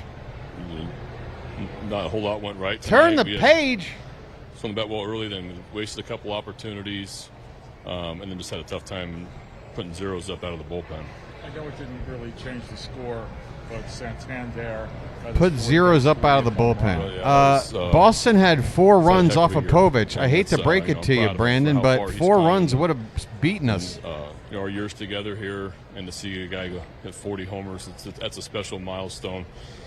Now we're on to the special milestones. Hey, a positive thing to talk about. Let's move on. Not many guys can do that, and switch hitter hitting 40 homers. It wasn't a high leverage spot for Kimbrel tonight, but is there a certain point where a concerning stretch starts to become a concerning season with just how long this has continued for him? Why even ask about Craig Kimbrel? Who cares? It's kind of how the innings have been going lately, where he gets 2 quick outs and then a base hit and then a stolen base, and it just kind of tough time putting a clean inning together. So throwing the ball really well, first 2 hitters punch outs, and then Story kind of a nice piece of hitting there on a fastball away, and then just didn't execute after that. Well, and that's a big decision that's looming for the Orioles, because it's not just does Craig Kimbrel ultimately make it into the postseason roster. You also factor in Danny Coulombe and Jacob Webb. Craig Kimbrel, he got us his first 2 outs, and then Trevor Story, good at bat. He got a ball in there, and then after that, well, is due up here pretty soon. Yeah, what about after that? That's where all the bad stuff happened. That's what we're kind of talking about. Cade Povich, though, but he got the first 2 outs. On that off speed. We'll get the lefties' thoughts when we come back to Ozarks. Christ. Bank. Brought to you by. This interview brought to you by Xanax. Xanax. If you want to get through the next few weeks, try Xanax. Available at your local pharmacy. All right, I've seen enough. I have seen enough, folks. That's going to wrap it up here. I'm going to go, you know what? God, I don't even want to do it. But I'm going to go do it because you know what? I got to clean up. I mean, folks, take a look. Let me lift the hat off. It's probably going to be sweaty, matted hair here. Normally I look so fresh and handsome, but yeah, between that and the beard, you can see, right? I'm going to go and I'm going to clean up all of this junk on my head and my face. All right, please don't clip that audio. And, it's going to be like, a makeover or whatever. This team needs a makeover. I'm going to go get my makeover. All right? I'm going to come back looking fit and fresh for tomorrow's game. And it's probably my last trip to the barber before the end of the season, so I got to make this one count. So there you go. Final score, Red Sox 12, Orioles 3. I'm going to send you on over to some Monday Night Football. Please say hi to Rising Rhino for me. I might hang out there for a minute before I take off. Thanks to all the mods in the Charm City chat. Thanks to the fellow bird watchers who became Magic members. And you got your special binoculars there. I hope you continue to hold on to them. And thanks to the super chat that came in earlier tonight as well. Thanks to those of you that stick it out through every game and try to stay positive. I mean, yeah, right now, if you want to dump on the Orioles, who's going to stop you? We are looking bad right now. But guess what? I'm not going to sit here and say this is us. This defines us. If I felt that way, I would cease broadcasting games starting right now. But I don't feel that way. I'm not the kind of guy that gives up on my team until there's no other way. Until the clock runs out or until the final out is recorded, I am here. Let's go. See you tomorrow, folks. Sending you now to Rising Rhino. This has been the Bird Watcher, and I'll chirp at you later. Have a good night, everybody.